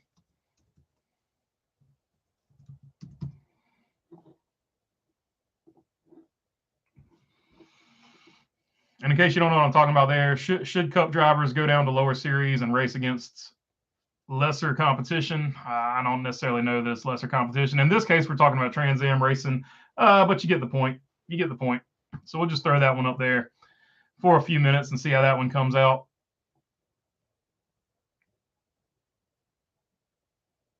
I've lost my spot again.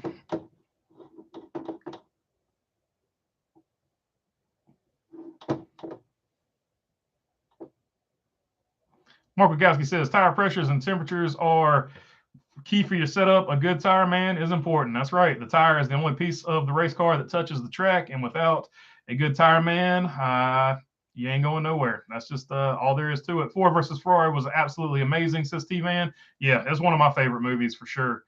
Let's see.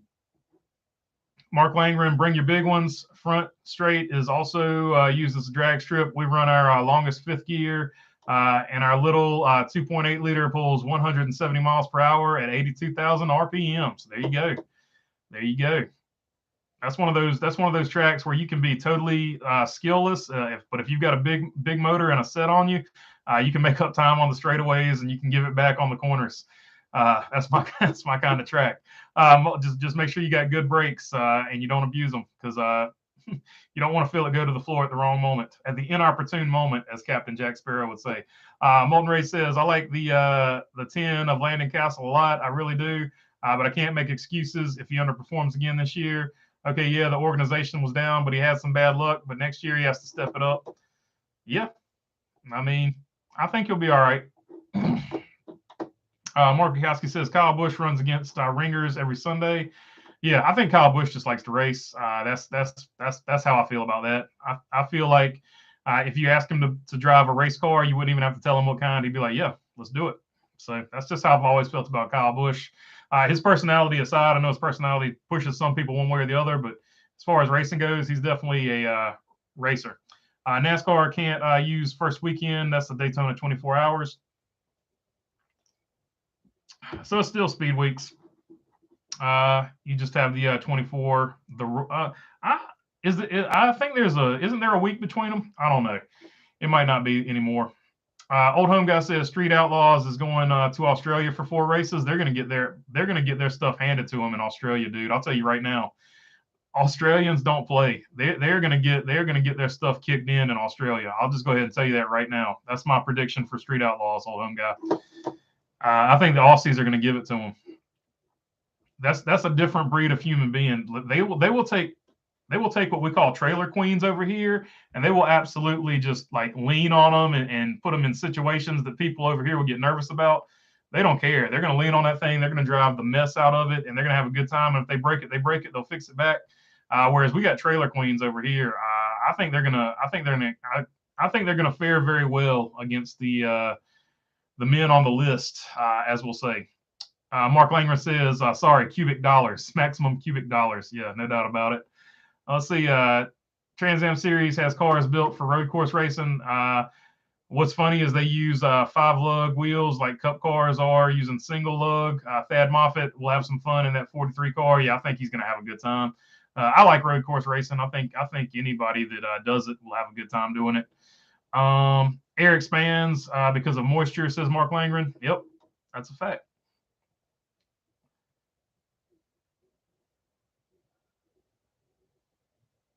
The Tucker movie is worth watching, Kyle, says Old Home Guy. I'm sure it is. Like, I'm just a weirdo, and when Netflix tells me I should watch something, it makes me not want to watch it because I'm a weirdo. I don't like being told what I should be watching. But I'll definitely check that one out because I feel like it is probably a strong movie. I like Jeff Bridges. He's normally good. Maybe if the pros bushwhack, then maybe there could be a handicap system like golf, start the pros at the back of the field or mess with their car in some way. They used to have pro-am races, like where you had to carry an amateur driver, and that's how they sort of evened it out. You had to have one amateur driver. Then they would fight for like the best amateur driver they could find, like because anything is just competitive. Any love for the 43, the Petty story? I've never seen it. Don't believe it or not, big a Petty fan as I am. I've never seen that one, so I'll have to check it out. I did like the documentary Petty Blue that was narrated by Kevin Costner, though. That's a good one. Also, rest in peace to Greenville Pickens. Yeah, this sucks, man. Greenville Pickens is getting demolished because it's getting developed. I'm getting tired of these real estate companies, and Copart, honestly, to be honest, Copart buys a lot of tracks and sticks cars on them, too. It's total bull crap, but it is what it is. Yeah, so Greenville Pickens is gone, and it sucks. I agree with you, Moulton. That sucks. NASCAR should use the F1 style qualifying. Basically, all the tracks that I've helped, because I've never helped anybody at Florence. But I've helped people at Myrtle Beach and I've helped people at Greenville Pickens. So all the tracks that I've helped people race at in South Carolina have now been destroyed or are about to get destroyed. It sucks. Aldous says NASCAR should use the F1 style qualifying format at road courses. My format: 3 rounds, 1 round, all top 20 cars, all cars for 20 minutes. Round 2, top 25 for 15 minutes, and round 3, top 10 for 10 minutes. They tried something similar to that at one point, and everybody just tried to wait for the last minute. It got stupid. It doesn't work in NASCAR for whatever reason. There was one race where they all got stuck on pit road because the car in front of them that they all got behind wouldn't go. It became a huge disaster. NASCAR just doesn't do it right. Donahue blew a front tire there at over 200 miles per hour. Thank God the fence was over a half mile from the turn, says Mark Langren. Yeah, sometimes the tires and brakes can go out at the absolute worst moment. Or in that case, they went out at the best possible moment because he had plenty of runway. Mark Langren, superb owl, Daytona 24 hours off, then NASCAR. Oh, so there you go. Super Bowl, Daytona 24 hours off week, then NASCAR.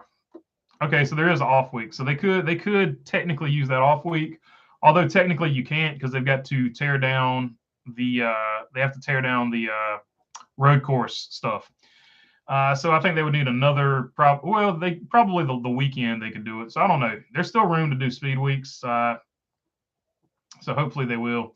T-Van, I also miss seeing the older Cup drivers going down to the Truck Series and teaching those young dudes some manners. Yeah, I agree. Sonny V, Street Outlaw scripted? ? I think it's scripted to an extent. I mean, they always like the moments in there where they're like, oh, we're worried about the cops coming. And then you'll go to like a background shot and you will see that they have hired cops to block off the roads for them. I feel like that part of it's scripted, but at the end of the day, it's entertainment. The racing, I feel like is real. All the crap talking they do, I feel like that's WWE type scripted crap for the most part. Sometimes it gets real, but not always. Aussies are almost as crazy as us Canucks, says Robin Marks. No doubt about it. Sorry, IMSA GT cars are single lug and use TA single lug. TA2 use 5 lug, says Mark Langren. Yeah, IMSA GT. I feel like that's the reason because NASCAR owns IMSA. So I feel like that's part of the reason they went over to the big lug. Alice says, I really want NASCAR and Goodyear to end its relationship. Too bad they just signed it up. I know it won't happen, but it needs to happen. We need Firestone, Pirelli, or a multiple tire compounds on race day like F1 and IndyCar. I would like to see a multiple tire compound situation. I think that could be interesting. Let's see. Aussie Canucks and Florida Man are all cut from the same cloth, says Sonny V. I agree with that. Robin Marks, Kyle rejecting Netflix picks. Sounds like you got a oppositional conduct disorder. Just kidding. I've got it though. I just don't do authority. Yeah, I don't know. It just always irritated me. I always just wanted to go to action movies or comedies or whatever genre. And I just want to see all the action movies and comedies you got. I don't want to be told, what I should be watching. I don't need to be reminded that every single thing that's on the internet is spying on me all the time. I get it. You guys are spying on me. You know so much. But every time you recommend a movie, you recommend the wrong one. So it is what it is, except maybe in that case, because apparently that one's a good movie. So I'll check it out. Landon Huffman seems like he's doing the best he can these days to save these tracks. But it doesn't sound like they're listening to him. Instead, they're just destroying the tracks anyways. Yep.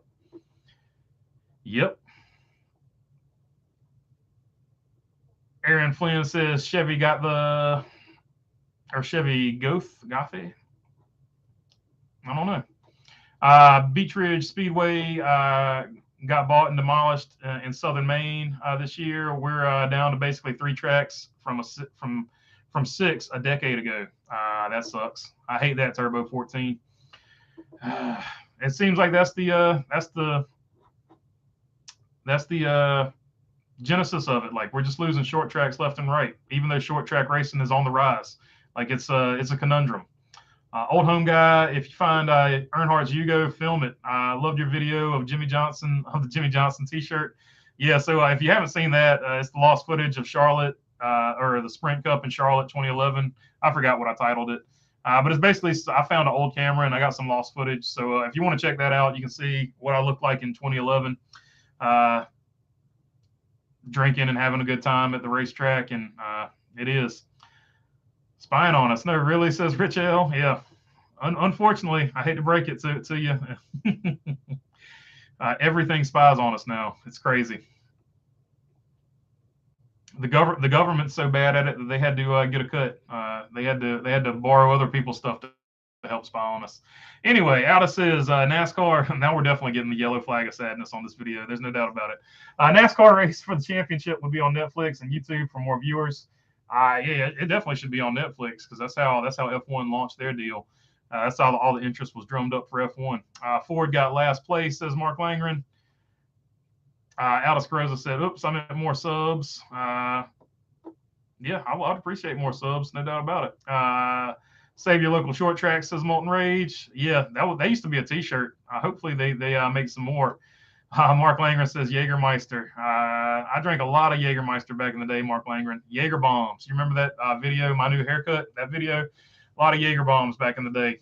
Chevy got Le Mans entry, DNF in the first 12 hours.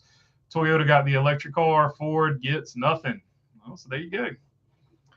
There you go. I'm going to be interested to see how these hybrid cars come out and stuff. A lot of people are making a fuss about that all electric next gen Toyota car. They've had some of those. At least RCR has. They've had those for a little while. They just put electric motors on them so they can practice with them indoors when it's raining and stuff like that. That's not necessarily, a lot of people are getting bent out of shape about it. That's not necessarily what's coming down the pipeline. There's not going to be an all electric car. 100% NASCAR is just going to make them hybrids. And if you've seen the hybrid stuff in IMSA, they're going to be pretty badass when they do make them hybrids, if they do it the right way. Mark Wachowski says, if Uncle Sam is watching us, then I'd be in the clink, says Mark Wachowski. I think a lot of people feel like that. I'm on Rage. We need to save our local short. I think they're watching. Sometimes they just don't care. I'll say that. We need to save our local short tracks. This is getting ridiculous. That most of them are going extinct. I agree. They're getting developed by developers, and then those developments go to absolute crap. And once they get put in that particular region of real estate, it's hard to get them back to be in that particular region to be real estate for racetracks. So it is what it is. It sucks. And I think that's why NASCAR is looking at street racing, because NASCAR is looking long term. They're like, what are we going to do if we run out of racetracks? Just to be totally honest with you. Any of you on this chat ever been to Anderson Speedway in Anderson, Indiana? I have not. I think they got an Anderson Speedway in Anderson, South Carolina, if I'm not mistaken. Maybe. But I don't know. That one might have got torn down too. I don't know. Ford got RFK. Ford has the dark horse coming. Trouble. Oh, yeah. The Ford dark horse Mustang is supposedly like going to be the body style, I guess, that the new Mustang is based off of. Trouble is money. Local tracks don't spend enough because I feel like they don't have enough to spend. It's just a bad situation. Even though short track racing is on the rise, it's weird. It's a weird deal. Mark Langer says old home guy has to be in the land of the frozen chosen. There we go. That's another frozen chosen reference today. Rich L says, Mark, Nissa has a huge 3-block deal, like a half mile from me. I'm a stone's throw away from the NORAD and the Space Center. And I said those like that on purpose. And you know why I said them like that on purpose? Let's just in case anybody tries to correct me on that one. Elvis Fan 64 says Jeffrey Earnhardt has a full ride. Buying my flag soon. That's awesome. I think it's going to be really cool. I think they're going to sell a lot of merch now that they've announced him as a full-time driver. Hopefully they're printing up a lot of T-shirts because I feel like they'll sell a lot of swag doing that. Philip Kenovan says the track owners can make more money by selling the property than they can make by selling tickets and stuff all year. I agree. It's a bad situation to be in. NASCAR needs to come to the Pacific Northwest, or the specific Northwest, as some people like to refer to it as. Yeah, I agree with you. They need to get a race up there. Hopefully they will. Molten Ray says, like the cars, late model tours are now going to probably lose a lot of their scheduling because some of the short tracks are in financial issues. Man, that thing that happened really has hurt the short tracks, hasn't it? For sure, it's hurt a lot more than short tracks. A lot of people lost their businesses, lost their jobs. It threw everything into disarray. Very unfortunate. Old home guy says he's in the very northern part and it's frozen. Very northern part. He's in the very northern part of Frozen. Rich L with the yes sir, talking about how I was pronouncing stuff. Mark Langren, worried about the government. Old home guy, Minnesota or Wisconsin. So there you go. Mark Krakowski, only have save the racetracks is to keep the young involved and have rules that keep race cars affordable. I agree. That's probably the main thing. If we could make actual stock cars where somebody could just put a roll cage in a car, which they have done. At Ace Speedway, they're called Extremes. At other tracks, they're called Any Cars. At South Boston, they're called the Budweiser Hornets. But they're basically just like Cavaliers, Nissan Sentras, whatever, and you stick a roll cage in it. And whatever horsepower and your weight is, they either add weight or let you take out weight. And it's just a stock car with a roll cage in it, and everybody's on the same on the same type of tires. And it's just really cool. I'm surprised it's not more popular than it is, but it's actually the cheapest way. One set of tires lasts you a whole season, basically, and it's a good way to get into racing. If we can come up with some money, I might do a project on that. At the very least, I might talk with somebody who's got one, and I'll go over it, because it's a really good way for any young kid and any family to get into racing, because all you need is basically a throwaway car that you throw a roll cage in, and you're ready to go racing. Salem Speedway in Indiana is the best asphalt short track in the USA. Worried about its long-term future. Lost one of its two ARCA races a few years ago. Yeah, that always stinks when you lose one of your big events. No doubt about it. Hopefully Salem stays with them though, or stays above ground and doesn't get raised like some of these other racetracks are getting. Turbo 14, I bought my first hearing aids to get fixed last week. I haven't heard anything since. I hear you, Turbo 14. But do you hear me? Oh. Aaron Flynn, RFK going to 4 teams by 2024. Who are the drivers? I don't know if they're going to go to 4 teams. That's what they say they're going to do, but I don't know. It'd be interesting to see. It's going to be a tough call. I feel like Haley Deegan's going to be in that mix somewhere eventually. I don't know. Ford's going to have a lot of drivers in the mix there now that they bought out or now that they're funding Thor Sport. So we'll have to see. Same here, Minnesota, suburb of the Twin Cities. So there you go. Jonathan W. Bushwhacking made Kevin Harvick and Kyle Busch's career. I think bushwhacking has a place. Yeah, I don't mind it either, but I know a lot of people do. It looks like 74-25, so I'll go ahead and end that one. Ending the poll there. T-Van says, where are you from, Brickford Bricks? Are you talking about the 4-cylinder series, says Mark Langren? Yeah, basically, chump cars still require all glass removal, except for the front window, Mark Langren. Yeah, chump car, that's a road course deal. I'm talking about circle track. But it is simpler to chump car, which is now champ car. They actually bought out the champ car name.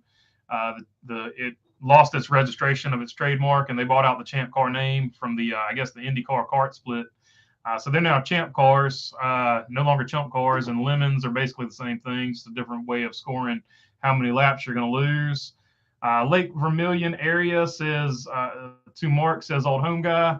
But yeah, we will go over those cars and the easiest way. I might make a video on the easiest way to get into racing, and then we can, I'll go over those cheaper ways of racing, maybe on a video sometime this off season. Jonathan W. says, I still think Penske should reopen their Xfinity program to Deegan. They would get a good chunk of change from Monster and Ford, and can develop if they can develop Austin Cindric, they can develop her, says Jonathan W. There you go. Penske's strong. They do develop drivers probably as good as anybody, if not better. Molten says, another thing, what the hell happened to HRE 61? Xfinity car, because I checked that car. That team has not ran another Xfinity race since 2021. I don't know. I guess they ran out of funding. Texas race, I don't know what happened. Maybe focused on trucks. I don't think it went as well as they wanted it to go, and probably lost funding for it. So I don't know. I'm sorry. And Sirius has tried to talk to me now because I said serious. Yep, there we go. I need to get a race. I need to get a race at Salem, Indiana, says T-Van. Bedford, Indiana, 45 minutes north of Salem Speedway. Cassandra Keller says, I agree. Deegan to Penske. That would be probably the best thing. Easy way to get into racing is to have money to burn, says Delmer Kaufman. Of course, the famous joke is if you want to make a small fortune in racing, start off with a large one. And with that, I'm going to end it on this one. Hopefully you all have a good night. I had a good night, and that's the end of this one. Thanks for your time. Peace.